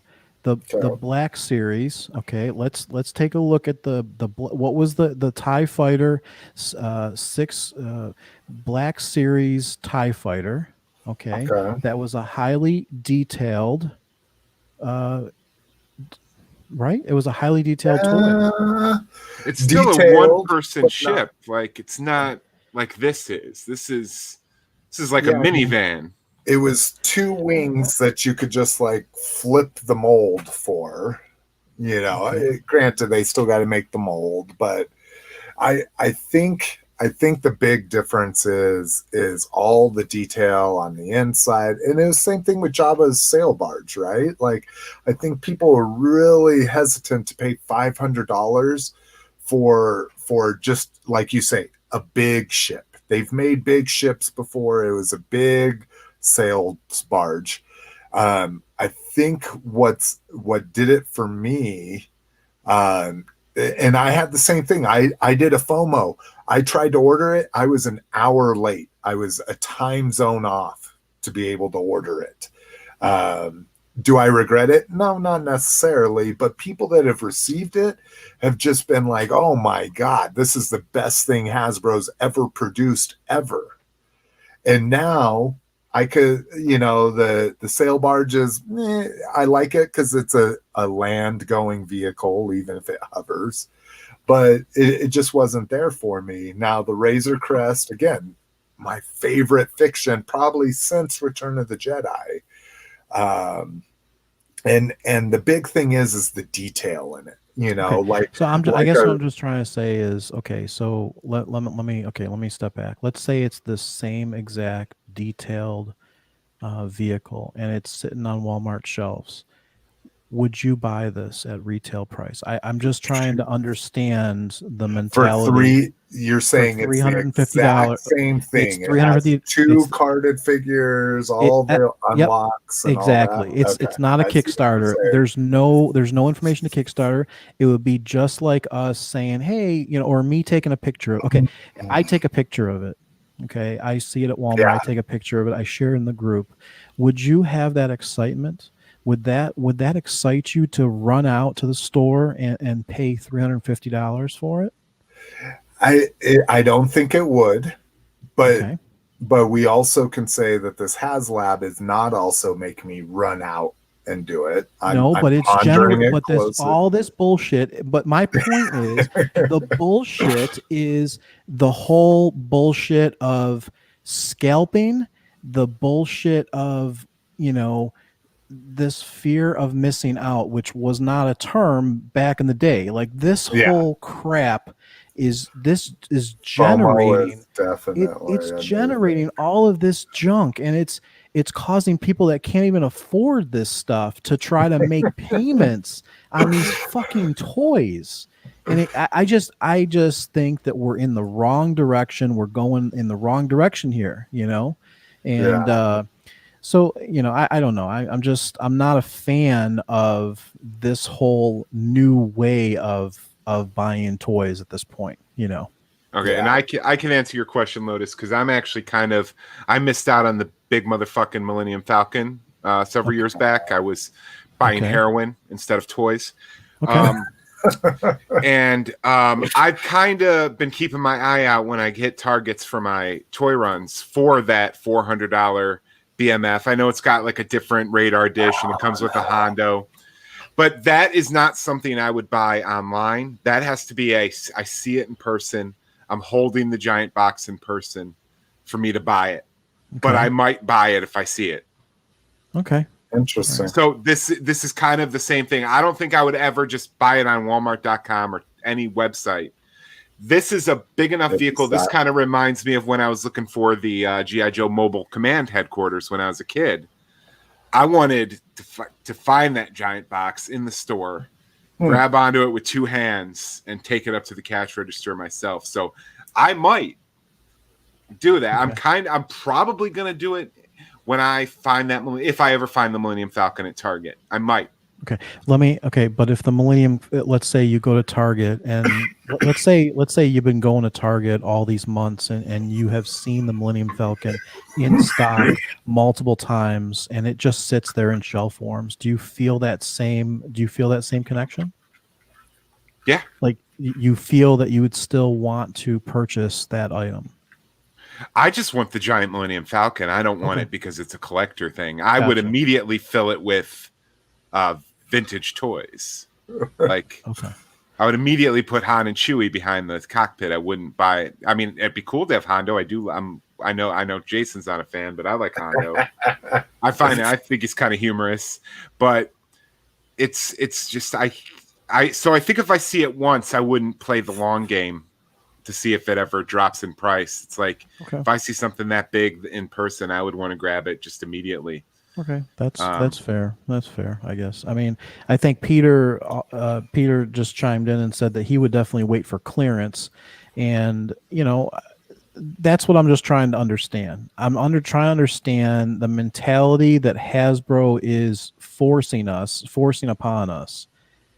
Yes, they are producing something that may or may not have been produced. Okay, so I understand that aspect. But also this whole mentality of this constant, I mean, Brian's taking mathematics and figuring out analytics to figure out all of these things that are being sold are Hasbro has engaged Brian's talents of analyzing a toy and using what he gets paid to do to analyze a toy. Now, Hasbro's not paying him to do that, but he's doing that out of his own, as his, using his own time. So Hasbro actually got him to work for free, because of all of this hype and all this crap, when in reality, if this toy was on the shelf, all of us deep down inside would say, you know what? I'll wait until it's on clearance. I agree. Well, and maybe wouldn't wait till it was on clearance, but I would start paying very close attention to when people are saying, like, oh, I saw 30 of them at my Walmart. Or if people say, I saw 10 and they were all gone the next day. Like, that's how FOMO in the marketplace can happen too. Is people saying, I can't find this anywhere. And then you find one. You're like, oh my God, I better get it, So it can create a FOMO experience, even if it is store-wide. But if you had people saying, God, there's 20 of these Razor Crests at every Walmart I go to, then definitely I'd wait for it to clearance, Yep, So like I said, it just proves my point that, if we didn't have, and I've talked about this before, and I try to bring this back up once in a while. If we didn't have social media, if we didn't have this show, or if we didn't have a voice, and we went back to our original childhood of looking at newspaper ads or whatever, and who brought what to the playground? Who brought what to the playground? Who brought what to show and tell? There's no websites, none of that stuff. Like, no terminology of fear of missing out. Nobody's wearing a T-shirt that says FOMO. I mean, but it's a different time that we live in, and it's just funny to me how psychologically that everyone is wrapped up in this, and there's a good majority of people that are wrapped up in this to sell on the aftermarket. That is a huge driving factor. Those same people would most likely not be all in if these toys were plentiful at your local Walmart. Oh, I agree. And to me, Mythic Legions is a perfect example of that. Like, people didn't even know about Mythic Legions for a long time, and then a few key collectors, Brinkalizer included, like, started getting into them, and it like created this community that's insane about them now, So All right, let's get on third party Shockwave Lab Quintesson upgrade kit. Kind of interesting. The pictures do not do this justice, or maybe they do it justice, and you should absolutely not buy this because it just looks like their nose and cheeks light up. But really kind of interesting. They're creating LED pods for each face on there. What's interesting is it looks like they all store in the, what is that canister? That's like the Quintesson journal unit. Go back to the picture. The one on the bottom looks funny. He's got the rosy cheek LED. Yeah. he's all embarrassed. Yeah, he's embarrassed. Yeah, he turns to you and he's got the rosy cheeks. Oh, sorry, my bad. Because it's supposed to be an evil, like, decision making kind of a bot, you know? You look at the left picture. And I never noticed this. I've got this thing sitting. I, of course, put this face out, the top face. That, to me, is the quintessential the judge face. But this the reptile one face? Very, I would call this the skull face, maybe. Don't you think the top I'm talking about with the LED. Reptile. Oh, reptile here. And this guy just looks just very jolly, like he's looks like the heat miser. Yeah. So yeah. Any price on this? Blah, blah, blah. Nope. So if you want to upgrade your shit, there you go. If you don't want to buy the $180 X Transpot Masterpiece version. Hacks Advent Calendar. I love this concept. Price is fucking way out of control for me. So this is zombie themed calendar, will include 2 exclusive figures and dozens of exclusive accessories for over 60 pieces total. Now, don't get confused by the 60 pieces. You're also those are the pieces that make up the figures. So if you remember, Hacks has their own little like customizing system. Behind each door, you'll find pieces to build 2 exclusive zombie themed figures and outfit them for battle. You might find weapons, clothes, a torso, or even special surprise under each door. This is $90 for this thing. That's a lot of money for an advent calendar. Yeah, I mean it's $4 per day. So I guess if you buy Starbucks or something, if you still go out daily, which I definitely don't, I guess you could kind of fit that in there. But 60 pieces, like even if they do the head, the torso, arms, and legs, so that would be 6 pieces per figure, so that'd be 12 pieces just for the figures. I mean, I guess that's not too bad. 48 accessories, depending on how they break it up.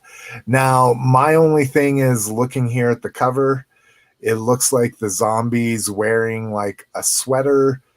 That I definitely wouldn't want that. Like if it was a cool thing, but I don't want a Christmas themed, which would probably make sense that these would be Christmas themed zombies. But is this the last zombie topic we have today? I don't know why. Because I gotta say, I started watching the Santa Clarita Diet.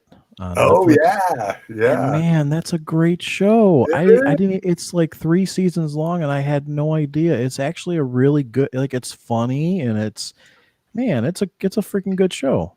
Oh, I love her and him, so both of us do.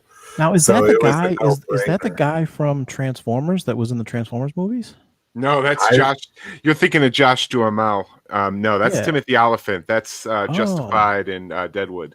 Yeah, they get completely. Yeah, completely swapped all the time.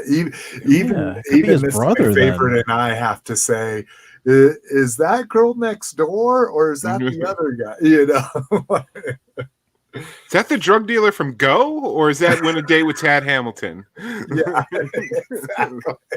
But yeah, it's a really good series. I'm really enjoying it. I mean, I love the ball legs character and the character in the basement, the head guy. It's really good. I don't know how far you guys are in the show, but we finished it. We were on it. That was never seen an anything episode. that's never seen an episode.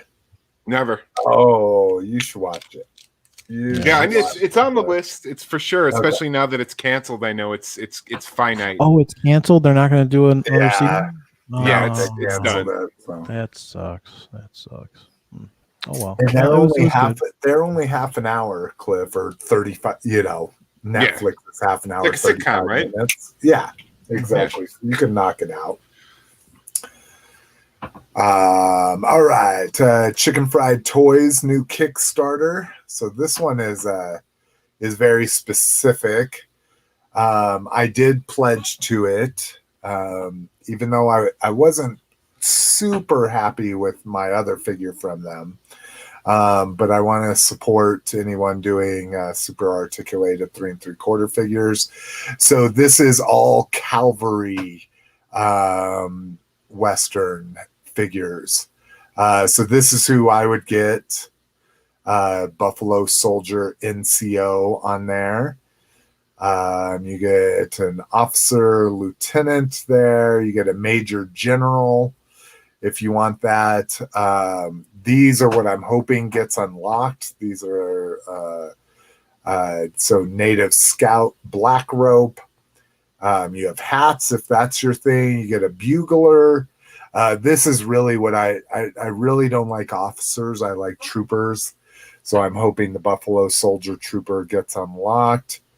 Veteran NCO, Retro General, which is kind of interesting. So they say Retro General, which basically means they don't do any paint apps to them.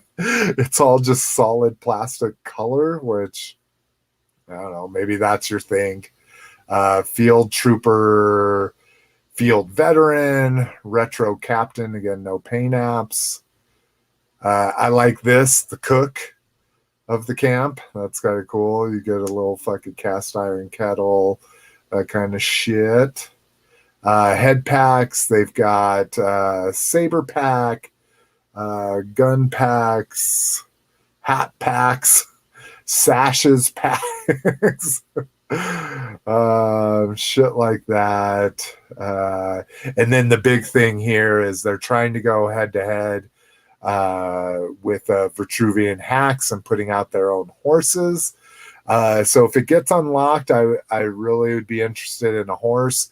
What drives me nuts is, so you got butterscotch here, blueberry, you got chips, which is kind of white and brown, but you never see white and brown markings. Like, I've just been around horses a lot, and the markings on these are driving me crazy, especially because I love spotted black and white horses.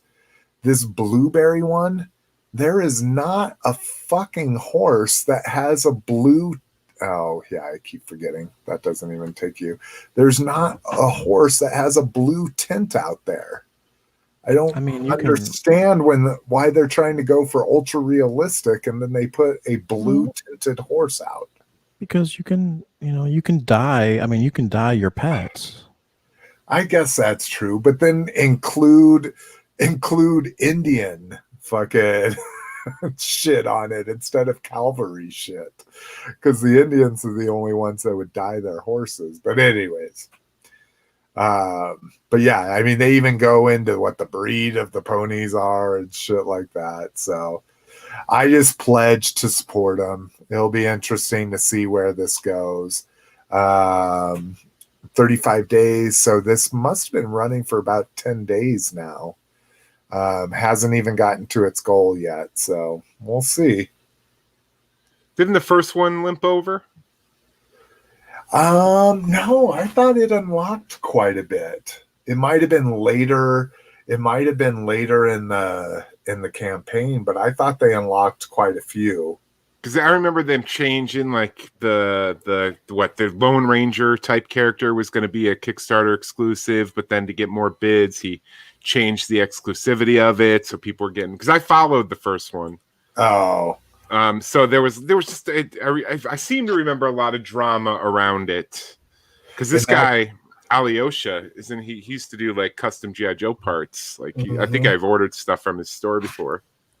Well, and these guys, the guys working on this, they always ran the custom classes at JoeCon. Like that was the cool thing. The one custom class I did at JoeCon when it was local here, the dude had all the prototypes for these, so you could go up and look at them in person. He wouldn't let you touch them, which is understandable, but sure. Because they were probably resin copies and shit. But you could go look at everything they had received so far up to that point. And that was before the Kickstarter was even over. The last one, it was super easy for me because all I wanted was the Marshall. Like, so it was one of the initial figures offered. So I pledged the one figure and that's all I ever got. I didn't, and I thought about getting some of the, like they had a brew add-on kit with the barrels and the mugs, and I just never got around to doing anything else with them.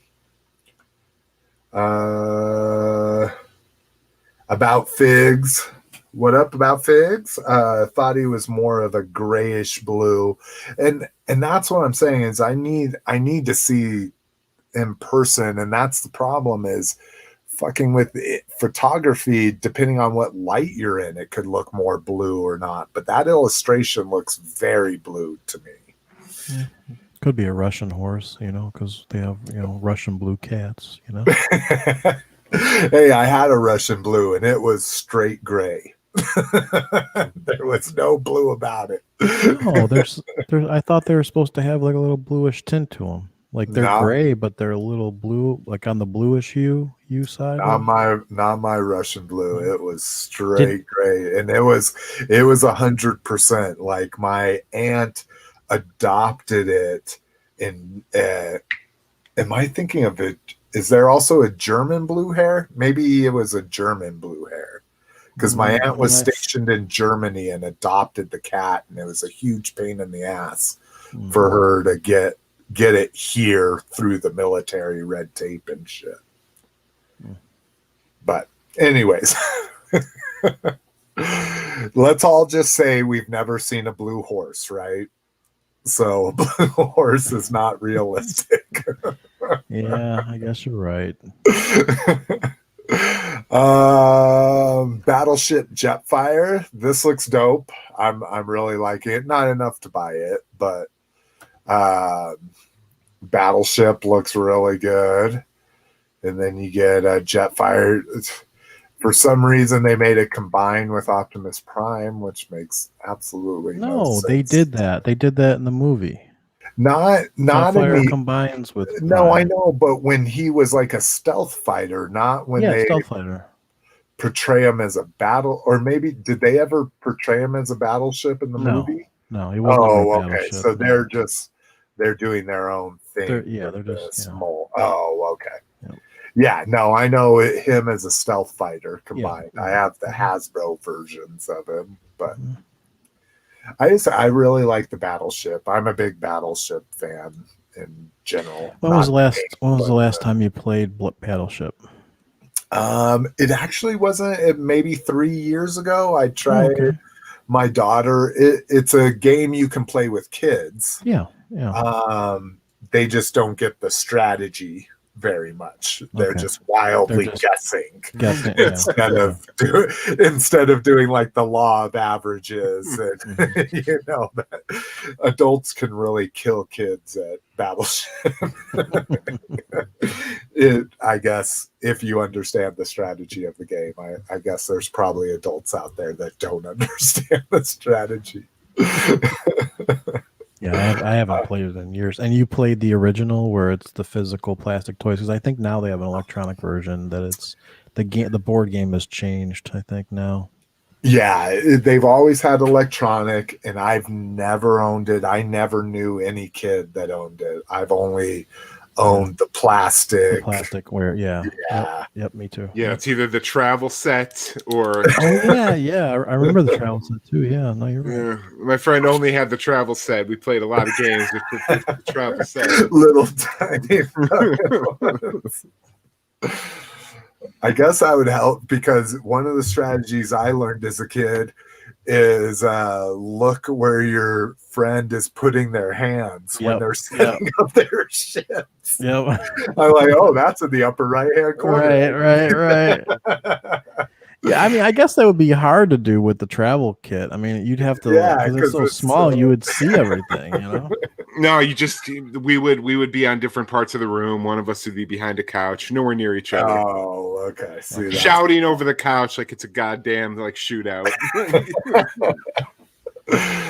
Oh shit. Come on, let's get back here. The new Lego Ideas set has been announced, and it is Sesame Street. That's pretty cool. Any interest in this? I know Lotus, you don't do Lego, but were you allowed to watch Sesame Street? Yeah, of course. Okay. Hey, I'm just making sure. That's a learning show. Okay. Yeah, but there was a vampire. Like there was a troll in the trash can.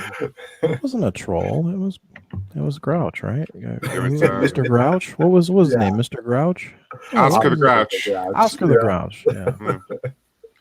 Grover. Yeah, Grover was the shit. Grover is my boy. Yeah, Grover. Yeah, I liked Grover. I liked him when he was a Super Grover. That was on. Yeah. Just anytime anything was a superhero back when I was a kid. We had a very big lack of, Spider-Man on Electric Company.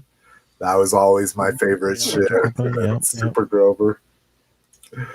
But yeah, this is a pass for me. No interest in this, but it's cool as hell. But yeah, I got nowhere to put this. Come on. Yeah. What about you, Lotus? First Lego set ever? No, it definitely wouldn't be Sesame Street. I mean, Cookie Monster is definitely cool, but no, I don't have any interest in this. Well, I'm guessing there is on the other side of the building. I'm guessing there's a room where there's the bathtub with Mr. Rubber Ducky. Rubber Ducky, you're my friend. Oh, I think that is the Rubber Ducky. A little white wall right there with the Rubber Ducky. Let's see if we can get it close up. It is. Rubber Ducky. Wow, good job. Rubber Ducky. Because I mean that's very memorable. They're hetero-friendly life mate beds right next to one another. And see that's one thing. I mean, you never, as a kid, you're just not thinking of any of that. Yeah. Oh, of course not. But as an adult, you start analyzing it all, and you're like, oh boy, what's going on there? So 2,100 pieces in this. So. I was looking at the set number. Only 1,400 pieces. So I'm gonna $150. No, because you usually go with a 10-cent a piece thing, but whenever you're building buildings, it's a bunch of little pieces. So I'm gonna say 99 to 110, somewhere in there. I thought it was always 10 cents a piece.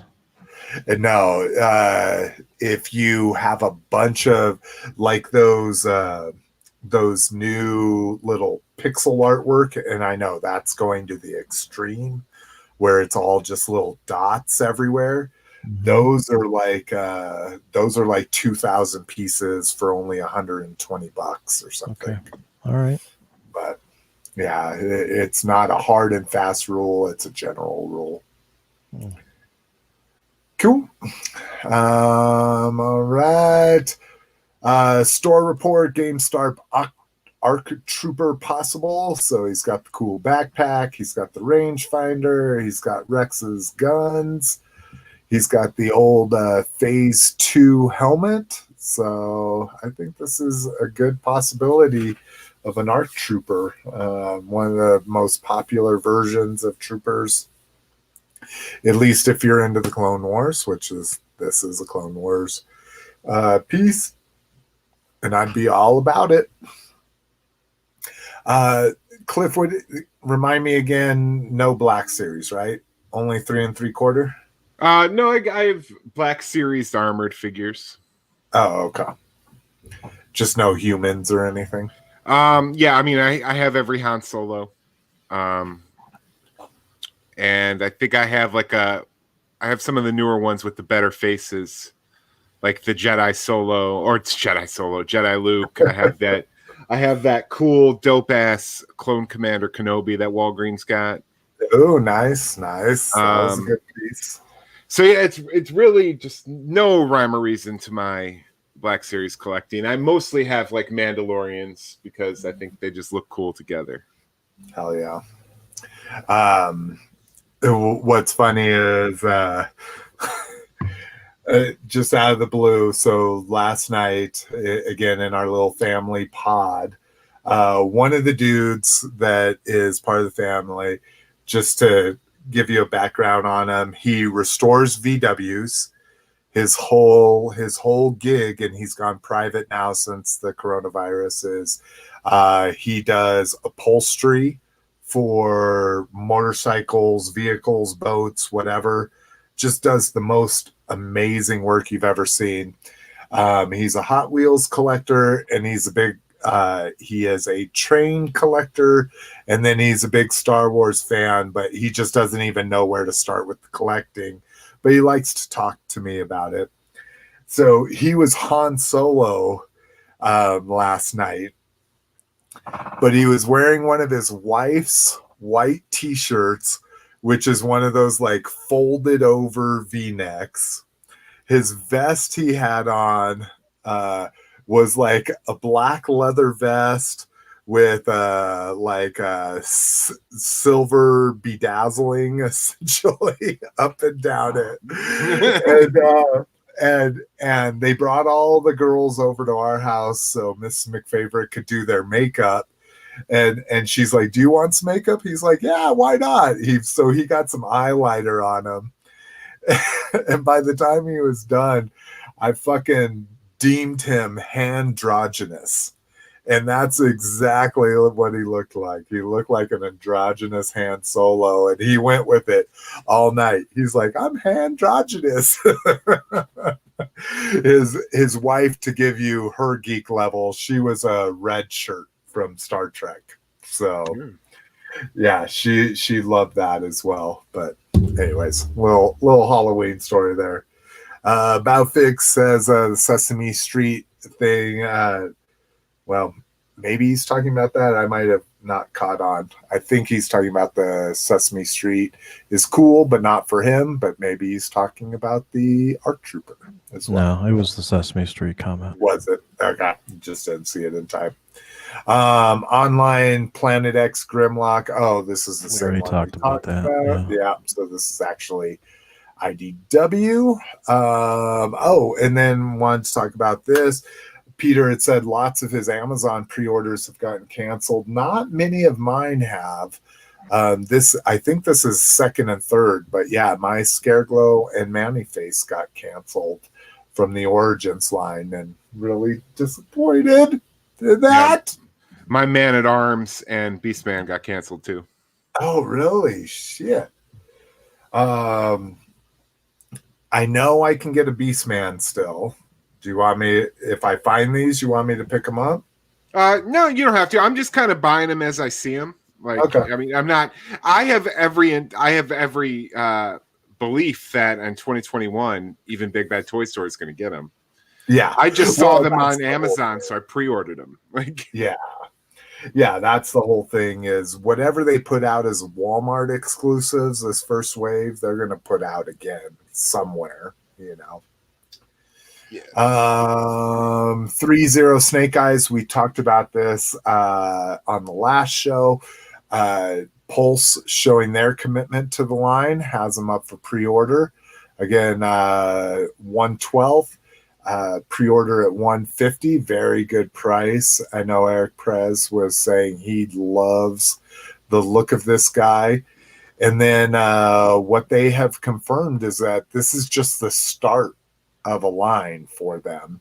Oh, I didn't even realize that this was soft goods as well.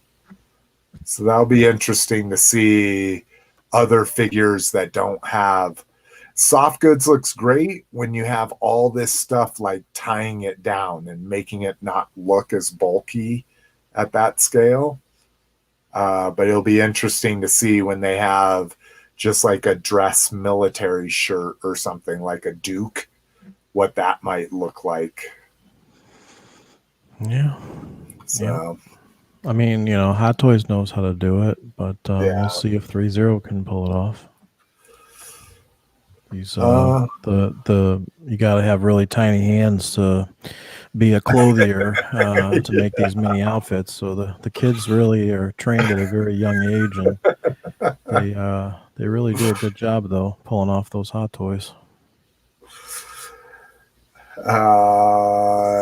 Brian Brinks says the Scare Glow is probably going to be really hard to find. Yes, I know. That's what I am. I had to pay $15 for a $5 Mega Construct Scare Glow. I'm scared of what I'm going to have to pay for a Origins one if I can't find one. Entertainment Earth outlet sale. So you can get the Skiff, the vintage collection Skiff. $25 there. Again, what are we looking at? Free shipping on $79 or more. I bought a case of these Tinkerbug figures, hoping to flip a couple of them. A case was just $3. So looks like that's going to be a poor investment on my part. Not a lot of great, even this Hoth Leia is only $4 off. Maybe you're a Hulkbuster fan. One of the other ones along this line was Hero. This was originally, they have it as 25. I think it was originally $20, but down to $12.60. If you want a super articulated 6-inch, what's his name? Chris Pratt. Yeah, Chris Pratt figure. I don't think anyone wants an Owen Grady figure. Yeah. But maybe a Chris Pratt figure. But yeah. Oh, that's actually not too bad. Vice Admiral Holdo. If you want a Laura Dern figure with purple hair.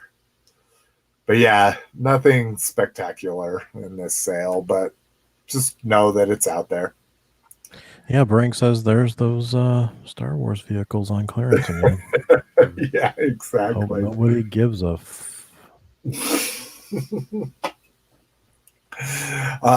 new Amazon 2-pack was announced, so we had heard about the Barricade Forever. We didn't realize this is going to come with a redecoed version of the Power of the Primes Punch Counter Punch.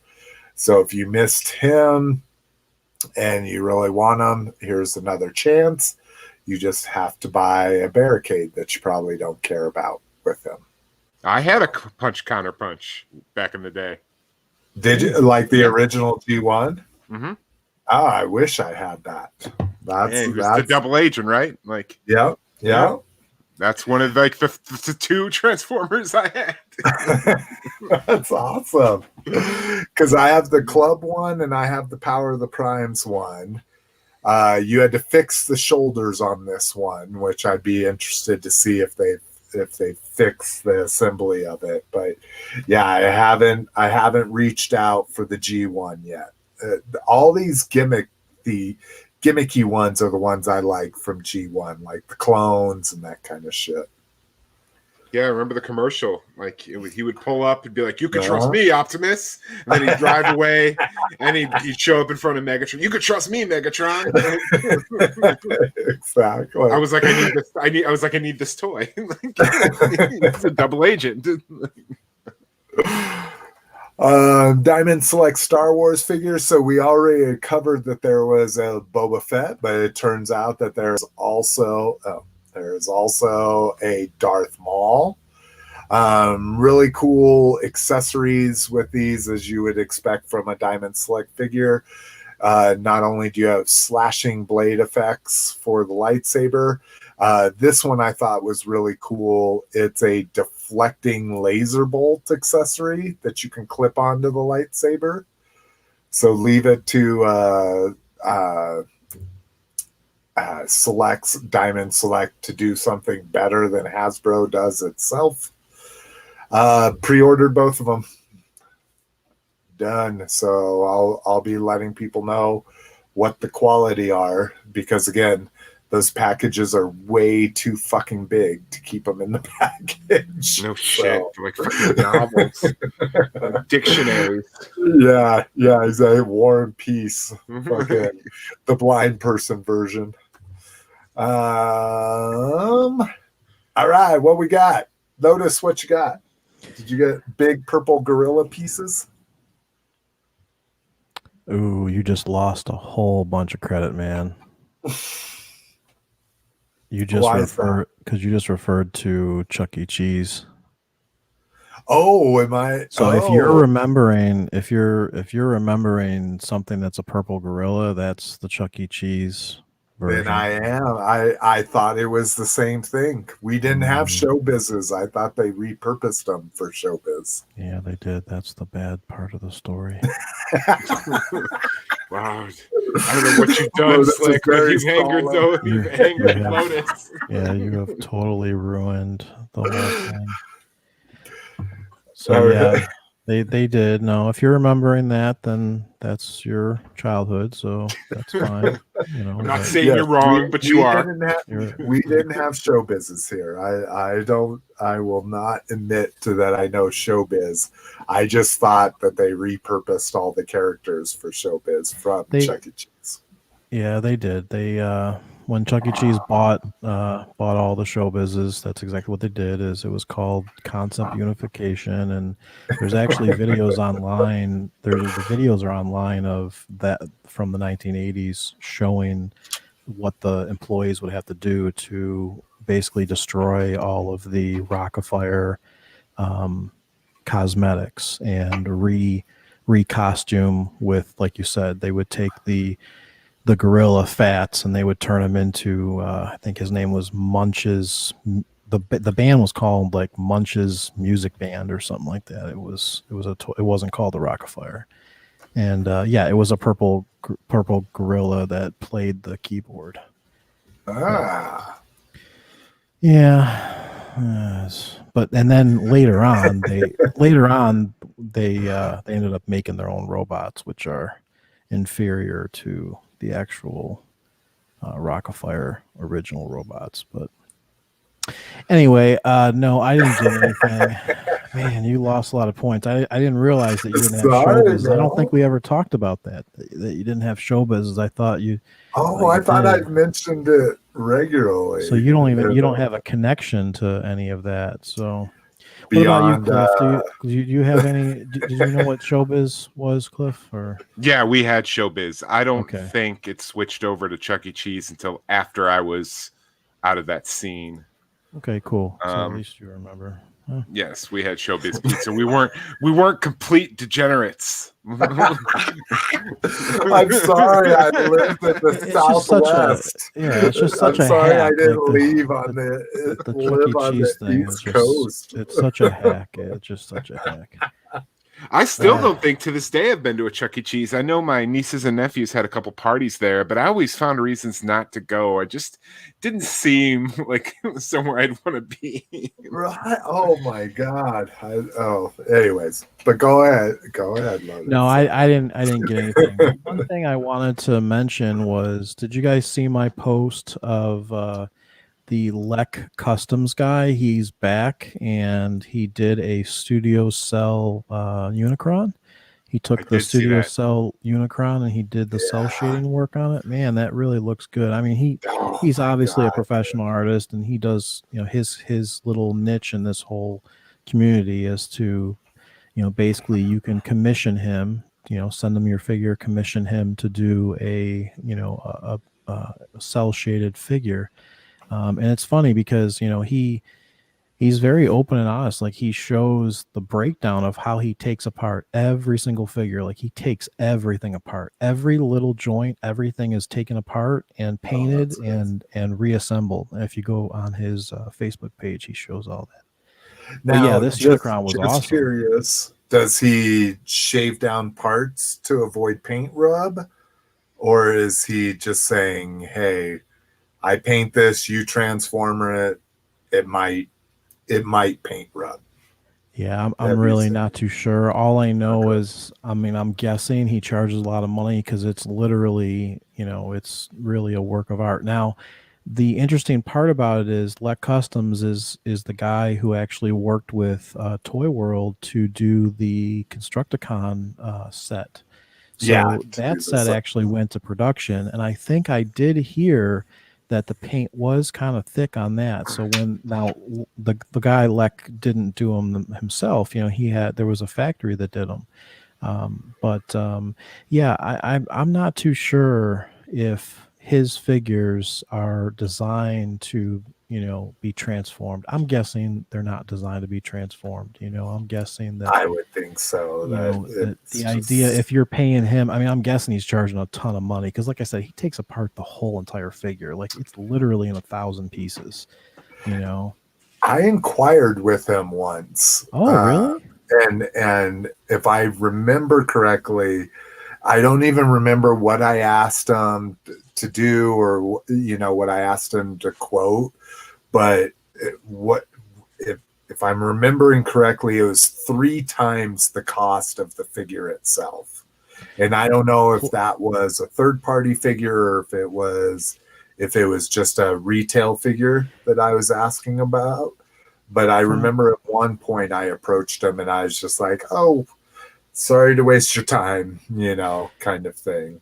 From what I understand, I think you would normally ship your figure to him. I don't know if he, I guess if the figure is still available, he could probably purchase it on your behalf, because I think he's in Hong Kong.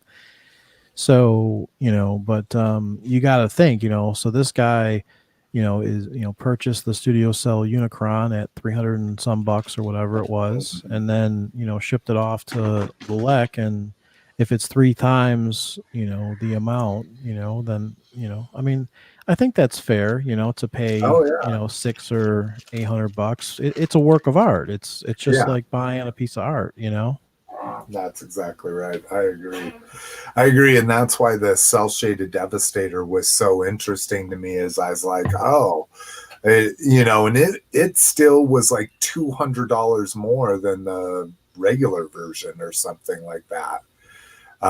But that had me really interested. Yeah. I was, and that actually sold out. It took a little bit of time, but that finally is totally sold out. You can't get that anymore. Huh. Crazy. Cliff, did you get anything, sir? Yeah, I got a bunch of things. I posted about these in the group, but these are these giant monsters I found at Walgreens. Oh yeah. And I looked, and they don't have them at mine yet, at least. But. Yeah, they're called BAM, Beasts Alien Mechs. So I got the werewolf because he looked awesome. And then I got the alien, which is basically just like a xenomorph. Let me get this here. There we go. A little bit. So there's the alien. But yeah, I mean, these were $9.99. They looked really cool. So I got these.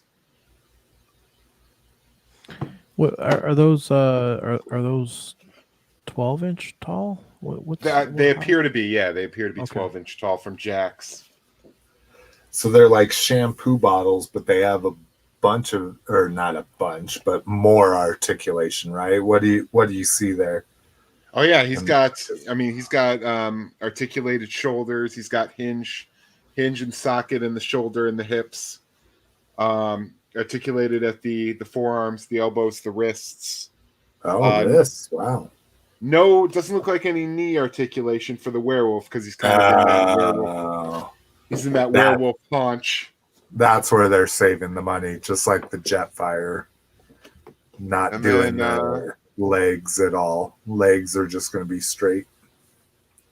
Looks like the alien has leg articulation. Oh, well, interesting. So I got those. Those are really cool. I got the Black Series Armorer. Oh, the exclusive. Nice, Yeah. nice. I really love the fucking like rubber band or something that's in there that kind of pulls it back. I can't No, get you it. don't like it? Well, now I'm used to it, but when I first got it, I was like, why can't I pull this out? It kept snapping back. So, yeah, now that I know it's there, I got the stealth Captain America. Yeah. From the Gamerverse, because I usually buy caps. And then I got a couple more of these Spin Master. I got a gooey Killer Croc with some slime on his face. Oh, cool, cool. And then I got Catwoman. Nice. Because I really do love the slime. And then I was making something over the weekend that I thought I'd share because it's kind of Transformers related. I made a neon green and purple chevroned Jason mask. Ah, that's dope. That I realized looks a little Devastator. Yeah. Devastator. Yeah. Hell yeah, that's awesome. I'm a big fan of the neon green purple color combination on things. Me too. I agree. So it's key lime spray paint and just purple chevrons. So. Now, is there a specific mask you use for all these customs you do? Yeah, just get them in on eBay from Japan. It's just like a basic white party mask, but it seems to have all the holes. Yeah, I was going to say, because your holes, and I don't know how accurate they are, but they look much better than any cheap one you find in like Walgreens or Walmart or something. Yeah, exactly. There's a guy on YouTube named Big Hush who does mask tutorials. That's where I kind of picked up all my what do you call it? Like all the stuff I do to the masks. I kind of took them all from Big Hush. And he has he points to where he buys his, so I buy from the same guy he does. It's just a guy in they used to be about $4.61 each. Now, I don't know if it's coronavirus, but now they're coming in at about $10-11 each. So they're not as cheap as they once were, but I like the masks a lot, so I keep buying them from there. Is the guy's name Jason? His name is not Jason. It's some generic company. It's, just trying to figure it out, you know. We sell, you buy. And then how are the straps on those? Because that's what can really make it look cheap or make it look good, right? Yeah, I mean the straps are pretty good for what they are. Here, I'll strap it up. Hold on.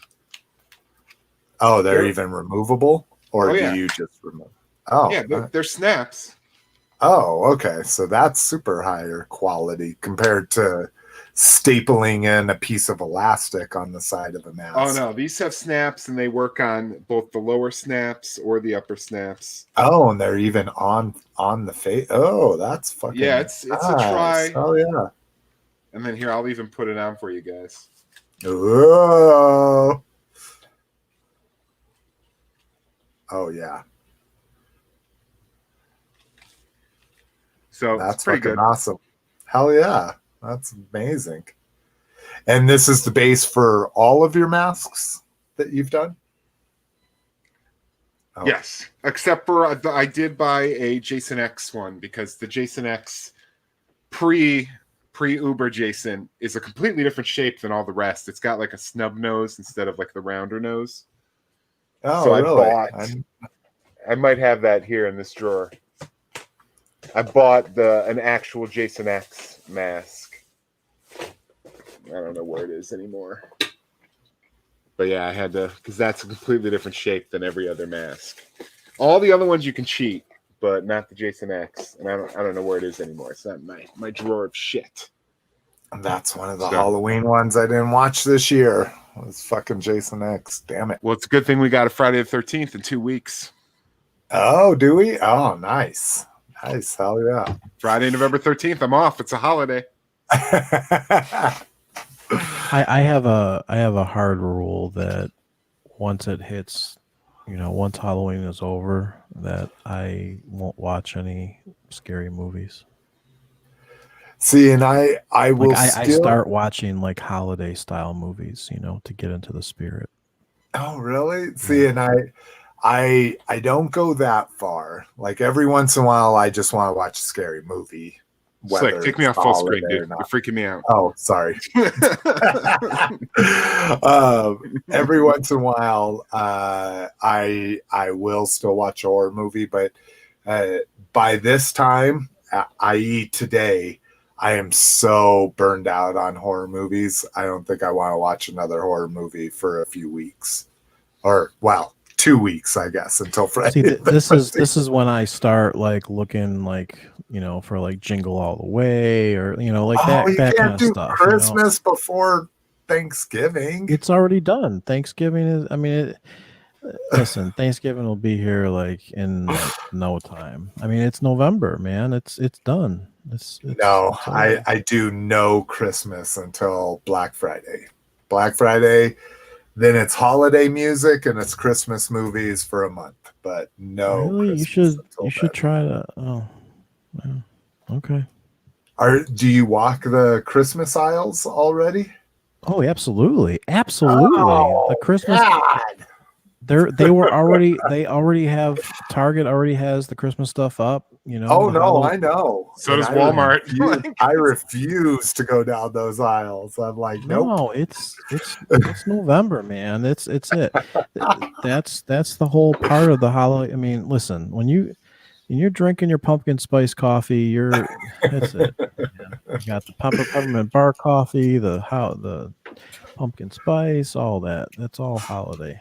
All right, Hot people cocoa. in the chat, chime in. Is Lotus wrong? It's holiday time. To me, that's all. To me, holidays, and granted, Cliff does his 61 days of Halloween, but to me, holidays are no more than a month out, in my opinion. Halloween, Thanksgiving, Easter, Valentine's Day, you put that shit out more than a month. Nope. I'm negatory. But anyways. What do you do for November then? I don't understand. Like, what is November to you? I'm depressed from November 1st to August 31st. And then September 1st, I come alive for 61 days.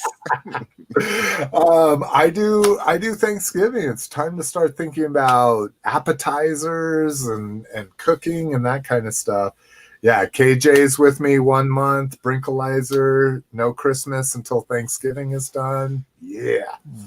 Represent. You guys are all wusses. All right, let me do this. I got as always a bunch of fucking shit here. Who do I do? Slick McFavorite? How do I? No, that's not what I want to do. Oh, here we go. Solo layout. All right. So Black Series, Darth Nihilus up in the house. Any KOTOR fans in there? Sith fans? Got that bad boy. And then the Gaming Greats Scout Trooper. So with Electro Staff, Cliff, you're saying Scout Troopers the bomb. This one has some extra webbing and fun stuff there.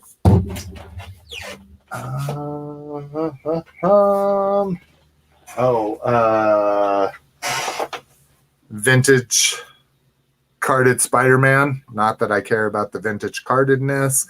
He'll come off and he'll go with Iceman to build my Superman or Super Friends 3-pack, and just waiting for Firestorm, which Spider-Man and his amazing friends you're referring to. Oh yeah, not Super Friends, sorry. Spider-Man and his amazing friends, waiting for a Firestorm there to be released in 6-inch. What else do I got? Oh, the next wave of Mega Constructs. So we got Fisto, Tila, and Snake Armor, Battle Armor, Fake Ore, and then, of course, where's he? My boy, my focus character, Stinkor, up in the house. I haven't seen those. I saw that Alien versus or that Predator one this morning. The 2-pack. Yeah. I haven't seen Stinkor or any of those He-Man ones. I saw a He-Man 2-pack. Yeah, I saw the He-Man 2-pack, but I didn't see Stinkor though. Yeah, I didn't see any singles. Those are brand new, and for the first time like ever, my local Walmart that's 3 blocks from me got those before any other of the Walmarts that I hit. I was absolutely amazed. Did you check your Walmart gaming section to see if they had those clearance blind box figures that I found for $250? No, because my Walmart doesn't have it. Has that section, but it's all pops. It's like 2 shelves and it's all pops. Okay. The other Walmarts I go to that do have that more collector focus section, I haven't been there since you posted that. Okay, gotcha. But finally found this motherfudger, the Mountain Trooper, the Galaxy's Edge Target exclusive. And then these, jeez, I pre-ordered this, and you can't cancel them with NECA, but I found it in the wild, so I had to fucking buy it. The fucking Bebop and Rocksteady, the fucking animation versions of them. I think those figures look really good. Dude, if I was still collecting, I think that would be a line that I would have, collected. Tried to really go. Yep. And unless you're lucky, like people found these all over the country, like on one day, and now people can't find them again. Like everybody just went and fucking cleared them out. And then my other one, it's too hard to reach. I got the armor that Cliff got. It's too far to reach, but I did hit my local Ross, which is in the same parking lot as my Walmart, so 3 blocks away. Fucking MP Ironhide, $25. Did you find Megatron for 40? No, didn't see the Megatron Okay. yet.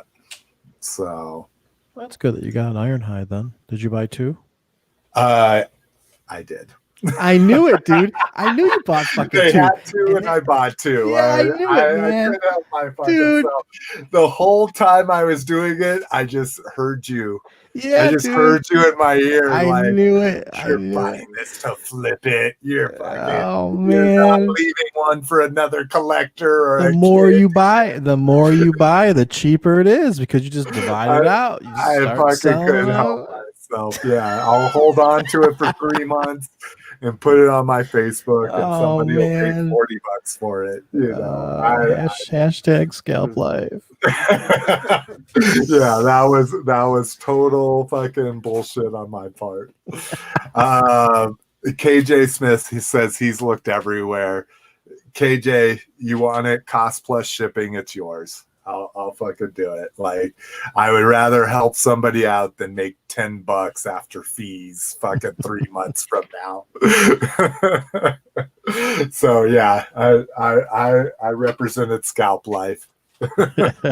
I did have to wait in line like 12 fucking minutes, which doesn't sound like much, but when you're waiting in line, that's a long fucking time. That's the only problem with Ross is the lines, they always suck, The only thing that I found at my Ross was a Starscream for $12.99, which is weird because most of those deluxes I'm seeing in the groups, people are posting for $7.99. So I'm surprised mine was at $12.99 for that. Well, Starscream's a Voyager. Oh, okay, that's yeah. And one of the Rosses I went to, I only went to 2 Rosses, mine and another one that was on my way from somewhere else. They had an Ultra Magnus, but in like the most astonishing thing ever, they didn't have a price tag on it. And I didn't need another Ultra Magnus, but I was just curious what they would have been selling the Ultra leaders Magnus, for. yeah, the leaders. I'm guessing. Yeah, I would think $24.99, but yeah. no worries. But yeah, KJ, for sure, dude. That's all you. DM me or PM me on YouTube if you know, whatever's most convenient for you, brother. That's yours. All right. Listener feedback and question. We had one up here from AAA. He says, did you see my latest pictorial of the Halo crossover G.I. Joe Warthog yet? So if people don't know about this is, I think it's a $30 vehicle with a figure, 3 3/4 Halo, not from Mattel. AAA, remind us of where it's from. It looks amazing. It looks amazing. I didn't see your pictorial, AAA, but the Warthog looks great. I have a little red Hot Wheels one right here that I absolutely love. But I can't do it. I can't have something Jazzwares. AAA says I can't have something out of the collection that is that big. But it comes with a green Halo figure, which maybe that's Master Chief. I don't know if they name him on the package or whatever, but yeah. So 1/18 scale, and now granted, it's a bit. I would say it's closer to 4.5 inches. Maybe AAA can disagree with me, but the figure looks big in the package. It doesn't. It's definitely not 3 3/4, but most modern 1/18 is 4-inch. But he looks closer to 4.5 to me. But Cliff, any video game figures you do at all? No, I don't think I do have any video game figures. No, I did mean, some Fortnites, like the Firefly Fortnite, but that's to G.I. go Joe with, figures. yeah, That's exactly. a G.I. Joe figure. I also have that G.I. Joe figure. Since I'm never going to see the fucking Target Firefly. Yeah, that's true. I like my Fortnite one better. He even has the backpack. It's got a big ass bomb on it. I'm like, if I don't see that Target one, I'll be perfectly fine. KJ says he hears nothing but good things about that Warthog. He just can't get into something new right now. I feel you. All right, grab bag. We're going to go through this super quick because I'm about to pee my pants and we're going on 3 hours here. So Star Wars Mandalorian Season 2, just know that it premiered. I haven't finished it yet. So next week, we'll see if Lotus wants to get in on rewatching the series. Again, 8 episodes at 42 minutes an episode isn't too bad. And then we'll have 2 episodes to review by next week. So we'll do a spoiler-filled, or not next week, 2 weeks. Oh, we'll actually have 3 episodes to talk about. Hopefully Rock will be back and be able to join us as well. Transformers Metrobase. So this is a land, basically a Universal Studios land in their Beijing resort that is now opened. You can watch a video about it, but we have some stills here we'll run through. You're not sharing your you're not oh, sharing sorry.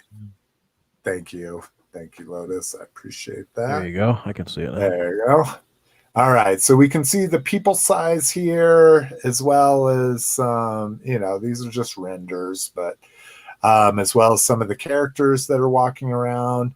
And then the biggest roller coaster in the entire park is a Transformers one. And what does it say it's based on here? And the Transformer guests can choose to become guest agents and fight together with the Autobots on thrilling rides like the Decepticoaster, inspired by the Dark of the Moon Driller. Dark of the Moon Driller. Are they talking? I think that's fucking Shockwave, right? Anyways, let's take a look at this. Yeah, it's all the little drilling arms from fucking Shockwave. From Shockwave, yeah. Yeah. That's cool. Ooh, that's nice. Wow. Oh, Ooh, 4 that's really cross, dude. Hell yeah. Dang. That's impressive.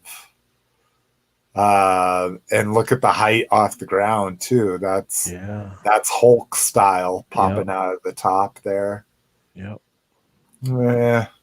Just blase robot mechanized stuff. What's that one with a grapple and Constructicons where they make that little solar tower and the solar key? That kind of looks like this. A spinner one, like the teacups, where it looks like Bumblebee's DJing. Wow. Not very socially distanced there, buddies. But yeah. And the one chick looked way more interested in the dude than the Transformer he was giving up. Look at her. Well, I think she's down for the threesome because he's getting close to the underwear parts there. The swimsuit parts. Swimsuit area. Yeah. So there's their whole park, Universal Park. So yeah, the rest is regular Universal stuff. Kung Fu Panda Land, Minion Land, Wizarding World of Harry Potter and Jurassic World, Isla Nublar, Hollywood, and Waterworld. I'm curious if that's just a water theme park or literally Waterworld themed. I don't know, man. That stunt show's been going for years. People love that fucking stunt show. Do they have a Waterworld stunt show? Yeah, and it's still going. Like 24 years later. Like the last time I went, they just had the Indiana Jones stunt. Still, that's how long it's been. Yeah, I've never been. I love Waterworld. I love Waterworld too. I'm right there with you. Mad Max on the water, bro. Yep. It's fucking Kevin Costner. Cybertronic 3. So they did a Kickstarter a while ago, and this is finally. Oh shit. Better pause that. So this is their last deliverable because their thing did so great. They filmed a thing, and we'll show it with no sound. Hopefully YouTube doesn't get us with no sound, but a Dare to Be Stupid homage for the Transformers movie soundtrack. And I haven't watched it all yet, but I did pledge to this. I think I did their all-in one on this. But if you're unfamiliar with Cybertronic Spree, they're amazing. They have masks, but on the wrong parts of their faces. So not quite COVID responsible here yet. But this was also filmed back in 2019. So, oh shit, fucking Soundwave, fucking posing there. Nice. Quintesson. So yeah, if you're not familiar with Cybertronic Spree, you're welcome for me just turning you on to them. Yeah, thank you. Motu, nothing Motu related, but I thought this was interesting. No printer, no problem. eBay's going that extra mile. Teaming up, it looks like it's only USPS, and it's not every location at this point. But basically, you can scan. You take your package to a United States post office. You have the QR code on your phone. They'll scan it, and through their point of sales fucking thing, it'll print out your label, fucking who's it going to, postage, all that shit, and you pay for it right there. So and I'm sorry, I said you pay for it right there. You actually pay for it through your account because you have to do that first and then go somewhere where they can print it. But thought that was interesting, especially after doing our selling show, that now you don't even have to have a printer. You still have to go I wouldn't take the chance. I wouldn't take the chance because you can hand write a label and then just have. Well, I'm just saying, just print it. Just print it at home. I mean, come on, just print it home because don't take the chance. I mean, can you imagine? The post office people are not always the most friendly people. You're going to go up there with a new technology. Post office is not about technology. You're going to show them a QR code. They're going to be like, "What the fuck is a QR code? I don't even know what you're even talking about." They're going to say, "Listen, we're not going to accept that here. You either buy a label, get out of line." Because you know how they say get out of line. They don't. Dude, just print your label at home and give them the box and be done with it. Yeah, I was going to say, like, even if you don't have a printer now, go pay $30 for one. Print everything in black and white. It'll last you for a year, and you don't ever have to. If you haven't done this in the past, your post office usually will have a place for prepaid labels to be dropped off. You just say, "Hey, this is prepaid," and you put it there. I've never had a problem. Well, if you're doing a lot of printing, I would recommend a black and white laser printer. It will last you forever. This is true. You can get Office Depot normally runs sales. The Dell branded ones, the Brothers and the Dell branded ones usually go on sale once a year.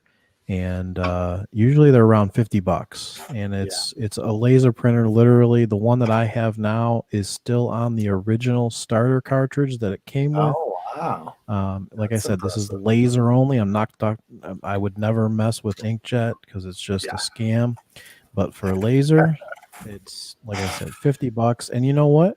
When you're done, and I hate to say this, but when you're done, you throw the machine out. It's not even worth it trying to buy a new cartridge for it, a new laser cartridge. It's cheaper to buy a whole new unit.